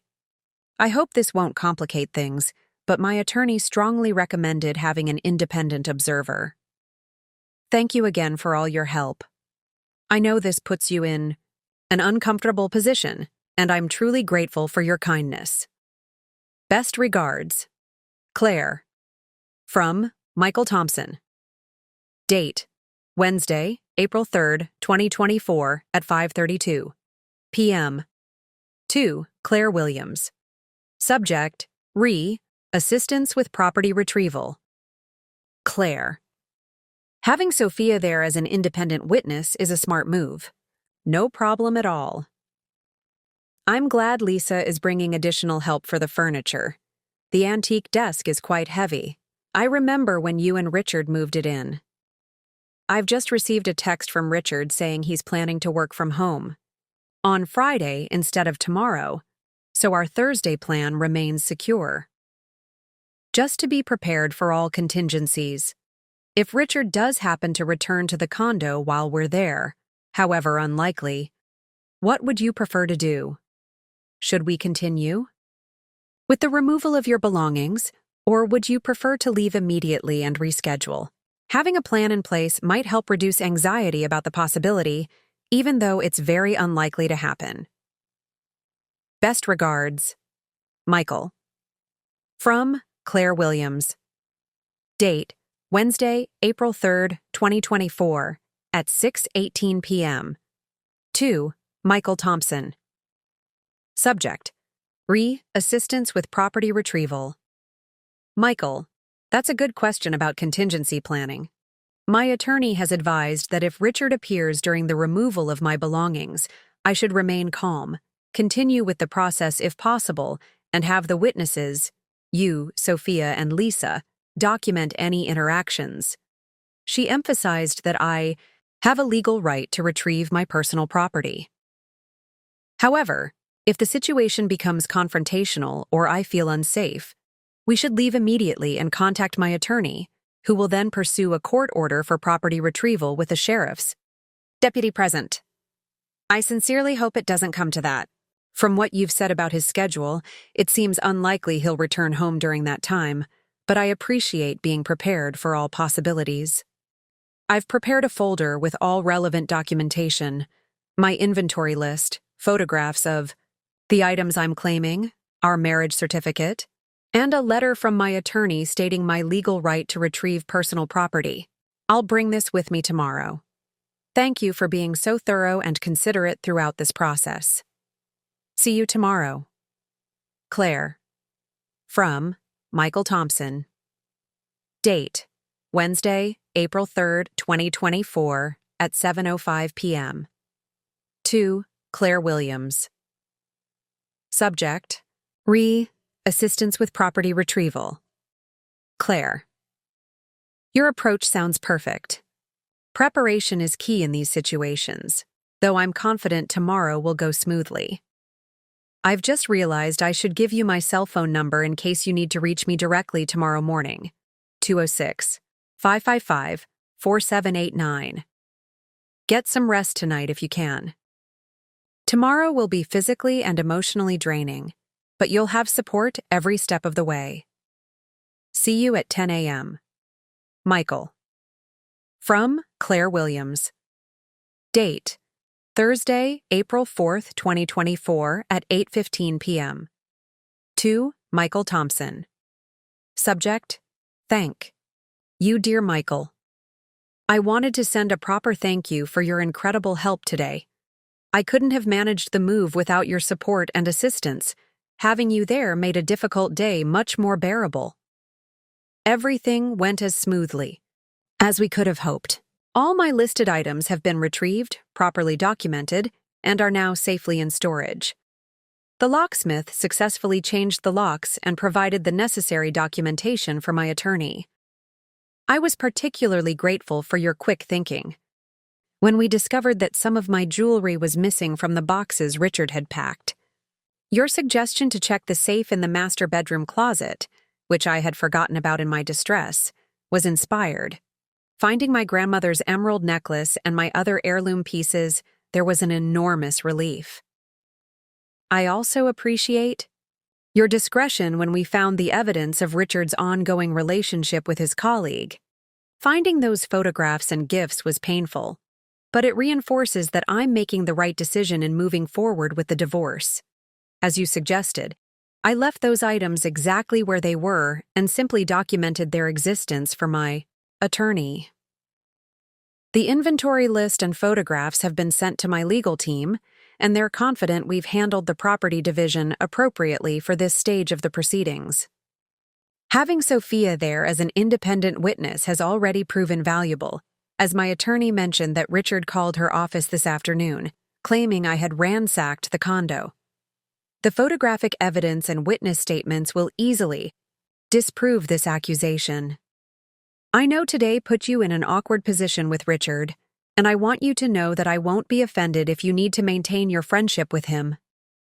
You've already gone above and beyond by helping me today, and I don't expect you to choose sides or compromise your own relationships.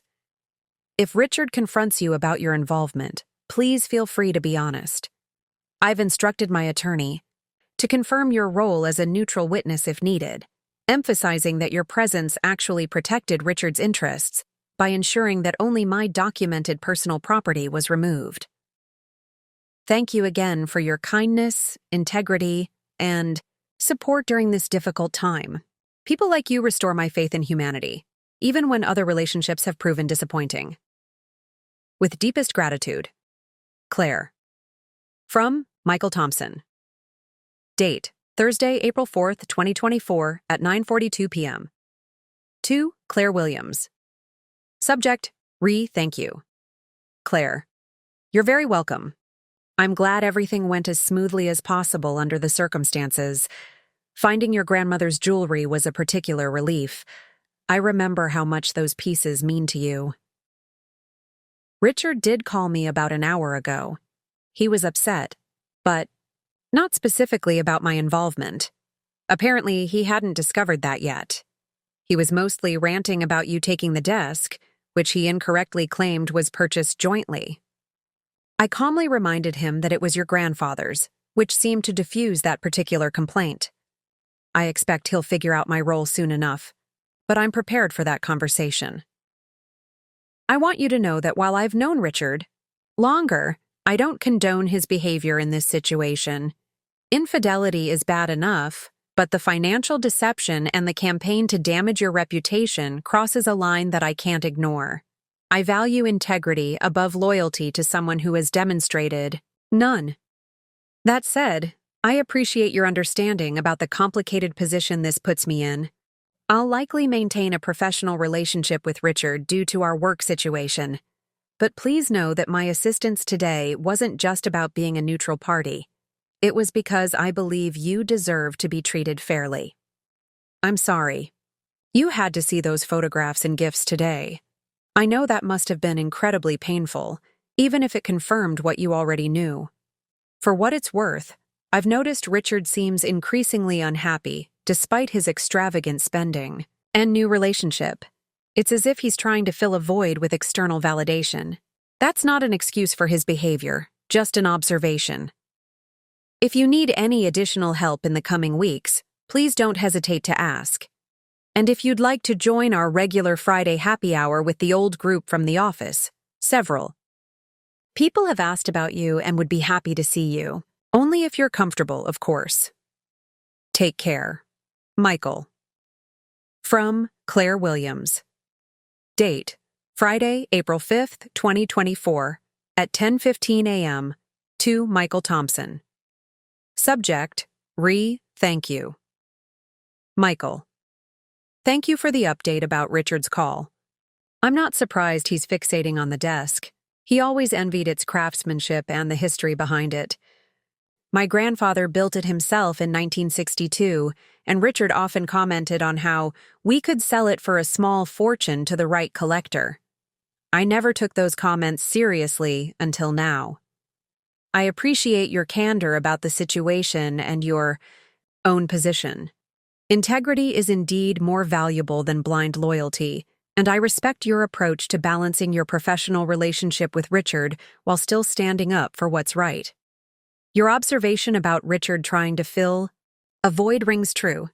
Throughout our marriage, I noticed his increasing fixation on status symbols and external validation.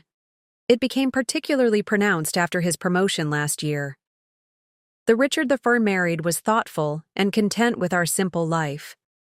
The Richard I left was constantly chasing the next purchase, the next achievement, the next thrill. It's sad, really. Thank you for the invitation to the Friday happy hour. I might take you up on that in a few weeks when the dust has settled a bit. Right now, I'm focusing on rebuilding my life one step at a time. I've leased a small apartment near Green Lake, starting next week, and have accepted a position back at my old architecture firm. Baby steps toward normalcy. My attorney called this morning with news that Richard's lawyer has reached out to begin formal settlement discussions. Apparently, finding his hidden assets wasn't as difficult as he had hoped. I'm cautiously optimistic that we might avoid a protracted legal battle, though I'm not naive enough to think it will be entirely amicable. On a lighter note, I've started painting again, something I had practically abandoned during the last year of our marriage. It feels therapeutic to reconnect with that part of myself. I've set up a makeshift studio in my friend's spare room, and the creative outlet has been tremendously healing. I hope you have a peaceful weekend. Thank you again for everything. Warm regards, Claire. From Michael Thompson. Date: Friday, April 5th, 2024 at 12:30 p.m. To Claire Williams. Subject: Thank you. Claire. It's wonderful to hear you're painting again. I remember the incredible landscape series you exhibited at the community gallery 2 years ago. Your talent deserves to be nurtured. The Green Lake area is perfect for a fresh start. Beautiful walking paths, good cafes, and a supportive community. And congratulations on returning to your old firm. They're lucky to have you back. That's promising news about the settlement discussions. Financial transparency is often the biggest hurdle in divorce proceedings, so if that's already being addressed, it could streamline the process significantly. I understand completely about needing time before rejoining social gatherings. The invitation stands whenever you feel ready. No pressure at all. Just a heads up, I ran into Sarah, Richard's sister, in the lobby of our building this morning. She mentioned she's still planning to visit the condo today to collect those family heirlooms. She seemed surprised when I knew about you retrieving your belongings yesterday, so Richard must have told her. She didn't say anything negative about you specifically, but she made some vague comments about people showing their true colors in difficult times. I changed the subject quickly. I'm glad you're taking those baby steps toward rebuilding your life. From everything I've seen, You're handling this adversity with remarkable resilience and dignity. Have a peaceful weekend yourself. Michael. From Claire Williams. Date: Sunday, April 7th, 2024, at 3:40 p.m. To Michael Thompson. Subject: Weekend update. Michael. I hope you're having a relaxing weekend. I wanted to update you on a few developments, as you've been so helpful throughout this process. My attorney called yesterday evening with news that Richard has agreed to mediation rather than litigation for our divorce proceedings. This is a significant and positive development that could save both time and emotional energy. Our first mediation session is scheduled for April 18th. On a less positive note, I've been receiving strange calls from an unknown number since Friday evening. The caller doesn't speak when I answer, but I can hear breathing before they hang up. It may be nothing related to our situation, but I've documented the calls just in case and have changed my voicemail to a generic greeting without my name. Lisa helped me purchase some essential furniture for my new apartment yesterday.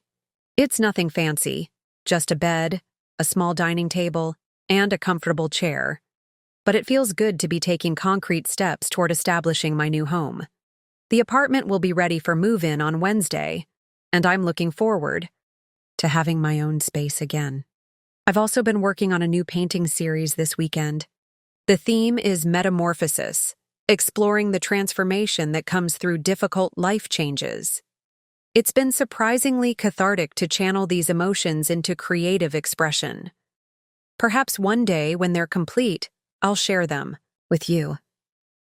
I ran into our mutual friend David at the farmer's market this morning. He mentioned that Richard has been telling people I left because I was having an affair with a client at my previous firm. I calmly corrected this falsehood, and David seemed genuinely apologetic for even mentioning it. It's disheartening to hear that Richard is spreading such lies, but I'm trying to take the high road and not engage in mutual character assassination. My parents are flying in from Chicago next weekend to help me settle into the new place. Their support has been invaluable throughout this ordeal. My father, ever practical, is already planning to install additional security features in the apartment, a video doorbell and new deadbolts.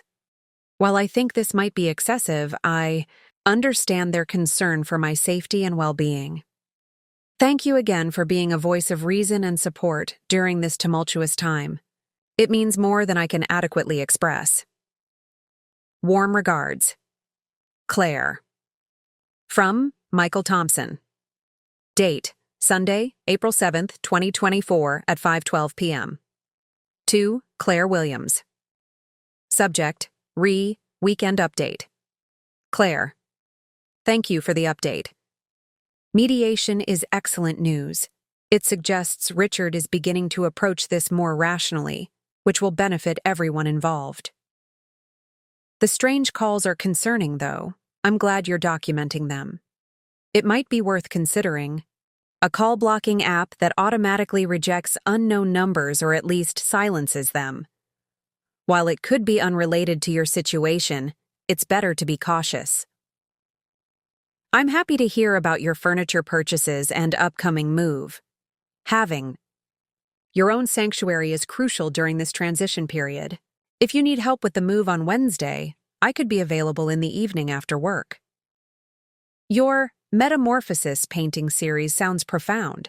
Creative expression can be such a powerful way to process complex emotions. I'd be honored to see them whenever you feel ready to share. Regarding Richard's false narrative about an affair, unfortunately, I've heard similar rumors circulating at work.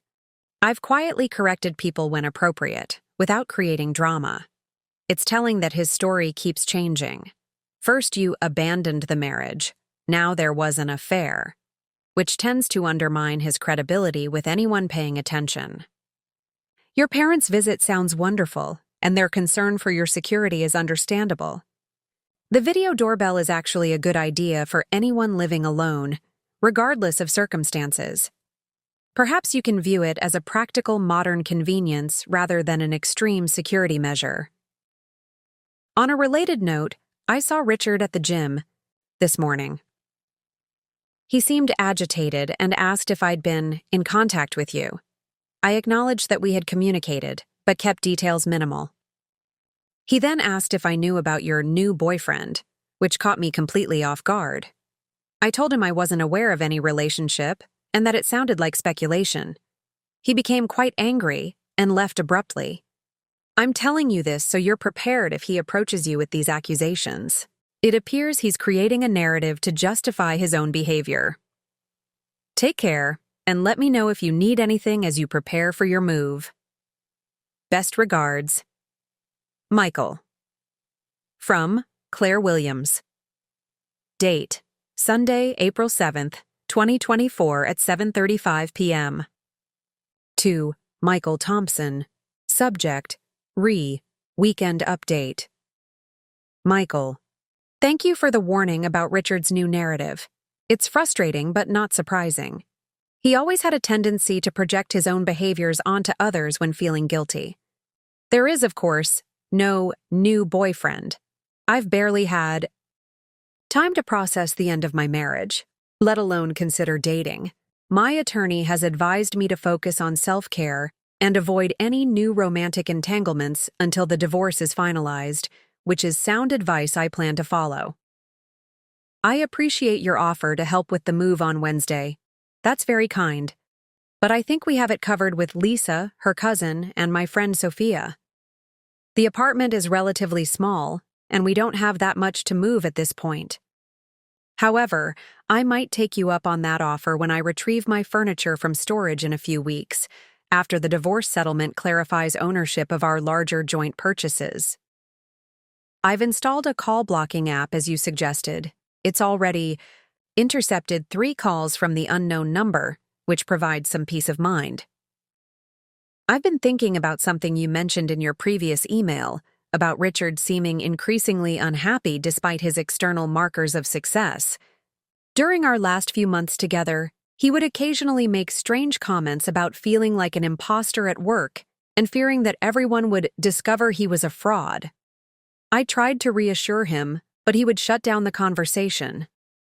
I wonder now if his infidelity and financial behavior were somehow connected to this internal struggle. Not that it excuses anything, but it might explain the spiral of destructive choices. My attorney has requested that I compile a detailed timeline of significant events in our relationship, particularly noting any changes in Richard's behavior or our financial situation over the past year. It's been a difficult exercise in revisiting painful memories, but it's also provided some clarity. Patterns become visible when viewed from a distance. On a lighter note, I've reconnected with my old book club, and they've welcomed me back with open arms. We're reading The Dutch House by Anne Patchett this month, a story about siblings, resilience, and the meaning of home. It feels appropriate for this chapter of my life. I hope the coming week brings you peace and minimal drama from this situation that you've been so graciously helping me navigate. Warm regards, Claire. From Michael Thompson.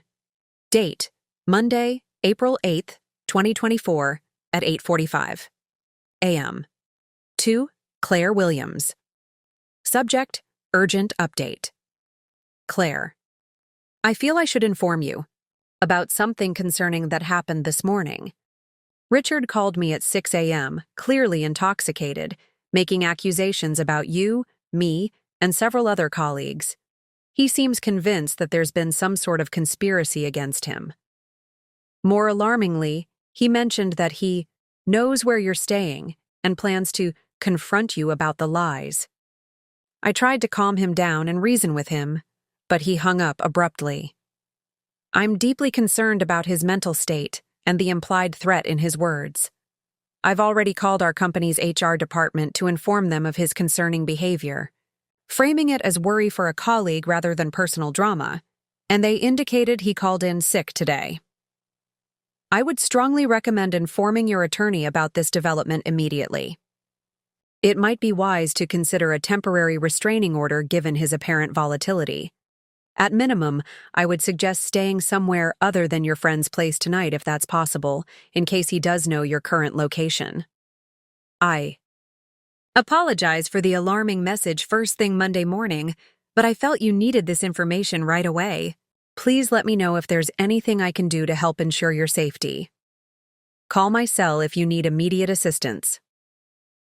Michael. From Claire Williams. Date, Monday, April 8, 2024 at 9:22 a.m.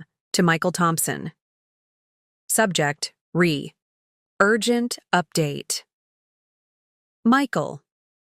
Thank you for this critical information. I've already spoken with my attorney, and she's preparing emergency restraining order paperwork as we speak. I'll be meeting her at the courthouse at 11 a.m. today. I've informed my friend about the situation, and we've decided that I'll stay at her sister's apartment tonight, which Richard has no knowledge of. I've also contacted the local police precinct to file a report about the threatening behavior, creating an official record of the incident. My attorney is contacting Richard's lawyer to inform them of these developments. She believes this behavior will significantly impact our upcoming mediation and potentially the final settlement terms. The timing is actually somewhat fortunate, as I was planning to move into my new apartment on Wednesday anyway. The leasing office has agreed to let me move in today under the circumstances, though the apartment isn't fully cleaned yet. At this point, safety takes priority over comfort. I'm disturbed, but not entirely surprised by this escalation. Richard has always had difficulty managing his emotions, particularly anger, though he's never been physically threatening before. The combination of alcohol, wounded pride, and the financial implications of our divorce seems to have pushed him over an edge I didn't know existed. I'll keep you updated on the outcome of the restraining order hearing in Dal. The meantime, please be careful yourself. If Richard is creating conspiracy theories that include you, he might direct some of his anger your way as well. Thank you again for your vigilance and immediate warning. You may have prevented a dangerous confrontation. Best regards, Claire. From Michael Thompson. Date, Monday, April 8, 2024 at 10:05 a.m. To Claire Williams. Subject, Re. Urgent update. Claire, I'm relieved to hear you're taking immediate action. Your attorney sounds very responsive, which is exactly what you need right now. I appreciate the concern for my safety, but I think I'll be fine. I've known Richard long enough to manage his moods, and will be in a professional environment. I've already informed our building security about the situation, framing it as a personal matter that might affect workplace safety. They'll be discreetly monitoring the situation without embarrassing Richard or escalating tensions. The leasing. Office's flexibility is fortunate. Do you need help moving your essentials to the new apartment today? I could take an extended lunch break if that would be helpful. Please let me know the outcome of the hearing when you can. Stay safe. Michael. From Claire Williams. Date, Monday, April 8, 2024 at 3:40 p.m. To Michael Thompson. Subject, restraining order granted. Michael. I wanted to update you that the court has granted a temporary restraining order against Richard. It prohibits him from coming within 500 feet of me, my residence, or my workplace. It also explicitly prohibits any form of contact, calls, texts, emails, or messages through third parties. The judge was particularly concerned about the early morning intoxicated call and the explicit threat to confront me. Your email was submitted as evidence, and the judge found it credible and concerning. The temporary order is valid for 2 weeks, after which we'll have a full hearing for a more permanent arrangement if necessary. After the hearing, my attorney served Richard's lawyer with the order. Apparently, Richard was in his lawyer's office when it arrived, and according to my attorney, he became so irate that his own lawyer threatened to withdraw from representing him if he didn't calm down. This doesn't bode well for our mediation, scheduled next week, but my attorney is prepared to request a postponement if necessary. I'm now safely at my new apartment. The leasing office was incredibly understanding and had maintenance expedite the final cleaning. Lisa and her cousin helped me move my few belongings from my friend's house, so I'm somewhat settled, though surrounded by boxes. My parents have changed their flights and will arrive tomorrow instead of next weekend, which is a huge relief. Thank you for your offer to help with the move, but everything happened so quickly after the hearing that we managed it in just a couple of hours. The apartment is small but perfect for this transition period, and most importantly, it has good security, including key fob entry to the building. My attorney stressed that I should maintain detailed records of any attempts Richard might make to contact me in violation of the order. She also suggested I forward any potentially concerning communications I receive from mutual friends or colleagues, as Richard might attempt to use them as intermediaries. I hate that this situation has become so extreme, but I'm following professional advice and focusing on my safety. The temporary restraining order feels like a dramatic step, but given Richard's recent behavior, it seems prudent. Thank you again for your timely warning and support. I truly believe your email helped the judge understand the seriousness of the situation. Best regards, Claire. From Michael Thompson. Date, Monday, April 8, 2024 at 4:28 p.m. To Claire Williams. Subject, restraining order, granted. Claire, I'm relieved to hear the court granted the restraining order and that you're safely settled in your new apartment. The security measures sound appropriate, and having your parents arrive earlier will provide additional support during this turbulent time. Richard didn't come to the office today, which is probably for the best. HR has been discreetly professional about the situation. They asked me for a written statement regarding his early morning call, which I provided without adding any personal opinions or unnecessary details. I've just been informed that he's been placed on a 1-week administrative leave, ostensibly for personal matters. This seems like a prudent approach from the company's perspective, giving everyone some breathing room while maintaining professional discretion. Regarding mutual friends and potential intermediaries, I'll be vigilant about any attempts. Richard might make to use me or others as channels to contact you. I won't relay any messages from him, and I'll document any concerning requests or comments he makes. Don't worry about the mediation being postponed. It might actually be beneficial to allow some time for tensions to cool. Mediation works best when both parties can approach the process rationally, and right now, Richard seems incapable of that. I'm glad your parents will be with you soon. Having family support is invaluable during times like these. Take care, Michael. From Claire Williams. Date, Wednesday, April 10th, 2024 at 7:15 p.m. To Michael Thompson. Subject, settling in.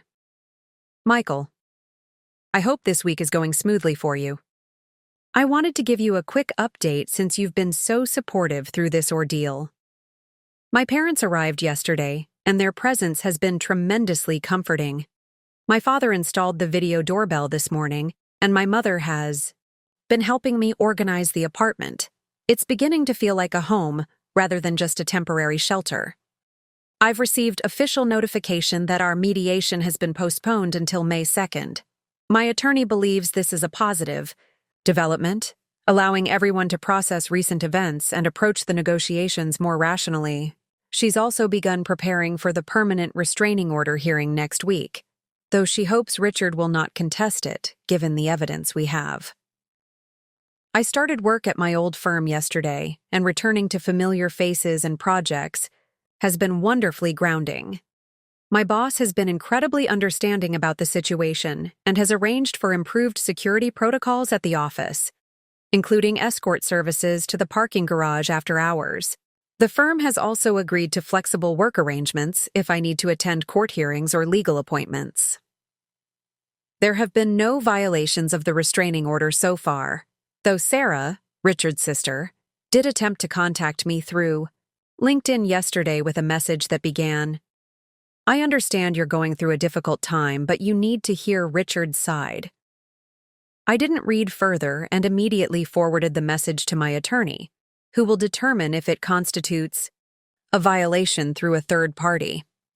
I've been continuing my Metamorphosis painting series in the evenings. The creative process has been tremendously therapeutic. My mother, ever the practical one, has already suggested we frame them for the apartment walls. She says they capture both pain and hope in a compelling way, which was exactly my intention. How has the atmosphere been at the office with Richard on administrative leave? I hope his absence has reduced some of the tension and gossip, though I imagine people are curious about what's happening. Thank you again for your continued support. Having a trusted friend during this time has made all the difference. Warm regards, Claire. From Michael Thompson. Date: Wednesday, April 10th, 2024, at 8:43 p.m. To Claire Williams. Subject: Settling in. Claire. It's wonderful to hear you're settling into your new apartment and that your parents are there to help. Family support is irreplaceable during challenging times. The postponed mediation sounds like a blessing in disguise. Time and distance often bring clarity to complex situations. Congratulations on returning to your old firm. Having meaningful work and supportive colleagues will provide both structure and purpose during this transition. I'm impressed that they've implemented additional security measures. That speaks volumes about how valued you are there. The LinkedIn message from Sarah is concerning, though not entirely surprising. Richard's family has always been fiercely protective of him, often to the point of enabling his worst behaviors. You were right to forward it to your attorney without engaging. Maintaining clear boundaries is crucial right now. As for the office atmosphere, it's been notably calmer. The official line is that Richard is taking personal time, and most colleagues are respectful enough not to pry. There are whispers, of course, but nothing malicious about you. If anything, Richard's recent erratic behavior has raised more eyebrows than your dignified exit from the situation.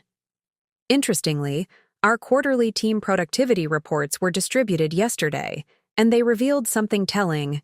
Your former projects are experiencing significant delays and client satisfaction issues since your departure.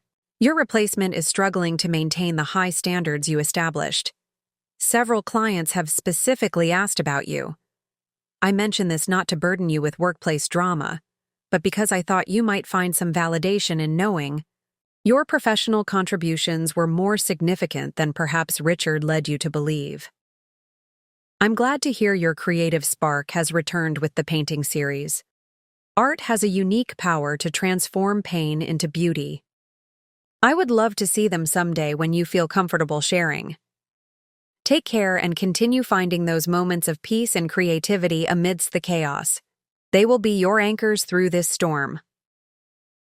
Best regards, Michael. From Claire Williams. Date: Friday, April 12th, 2024 at 6:30 p.m. To Michael Thompson. Subject: Unexpected development. Michael. Something rather unexpected happened today, and I wanted to share it with you, as you've been such a steady presence through this tumultuous time. Richard's mother called my parents' home in Chicago this afternoon. Apparently, she's been trying to reach them for days. My sister, who is staying at their house while they're here with me, took the call. According to my sister, Mrs. Williams was quite emotional, but not hostile. She asked if my parents could arrange a meeting with her, without Richard or his father present, when they returned to Chicago. The most surprising part, she apologized for her earlier behavior and the misrepresentations she had spread about me. She said she's recently discovered troubling information about Richard's actions that has made her reevaluate the situation. She didn't provide specifics, but she mentioned something about financial irregularities that might affect the family business. My sister gave her my attorney's contact information, as I've been advised not to establish any direct or indirect communication with Richard's family during the restraining order period. My attorney will reach out to determine the purpose of this proposed meeting and whether it would be appropriate for my parents to participate. I'm cautiously skeptical about this sudden change of heart. Mrs. Williams has always been fiercely protective of Richard, often dismissing or excusing his problematic behavior throughout our relationship. This apparent reversal seems out of character, though the mention of financial issues affecting the family business might explain her shift in perspective. My attorney has suggested this could be related to discoveries made during the financial disclosure process for our divorce. Richard's family owns a moderately successful chain of home goods stores across the Midwest, and Richard has been handling their expansion and investment strategy for the past few years. My attorney has been investigating some unusual transactions between our joint accounts and the family business accounts. I'm not sure what to make of this development. Part of me hopes this might lead to a more amicable resolution to our divorce, but I'm wary of getting my hopes up. Richard's family has rarely shown interest in my side of any disagreement in the past. Have you noticed anything at work that might explain this sudden change in Mrs. Williams's approach? Richard's administrative leave ends soon, doesn't it? My parents fly back to Chicago on Monday, so any meeting would need to wait until then. My father is hesitant, but my mother believes they should at least hear what she has to say. I'd value your perspective on this situation, as someone who knows both families but can maintain some objectivity. Warm regards. Claire. From Michael Thompson. Date: Friday, April 12, 2024 at 8:15 p.m. To Claire Williams. Subject: Unexpected development. Claire. That is indeed an unexpected development. Your cautious approach seems entirely appropriate given the history with Richard's family, particularly his mother. While I don't have specific information about financial irregularities, there have been some curious developments at work this week that might be relevant. Our CFO and the head of compliance were in a closed-door meeting with HR yesterday regarding Richard's department. The official narrative was a routine audit, but the timing seems conspicuous. Additionally, Richard's administrative leave has been extended for another week, which is unusual for our company. The explanation given was vague, something about ongoing personal matters requiring additional time to resolve. This extension came directly from the executive level, bypassing the usual HR protocols. One more potentially relevant detail. Thomas Reynolds, the VP who has been Richard's mentor and strongest advocate in the company, has been noticeably distant from the situation. When Richard's name came up in a management meeting yesterday, Thomas quickly changed the subject. This is a marked departure from his usual protective stance toward Richard. Given these observations, I think your attorney's suspicion about financial discoveries during the disclosure process has merit. If Richard has been mismanaging the family business finances or using company resources inappropriately, it would explain both his mother's change of heart and the unusual activity at our workplace. Regarding whether your parents should meet with Mrs.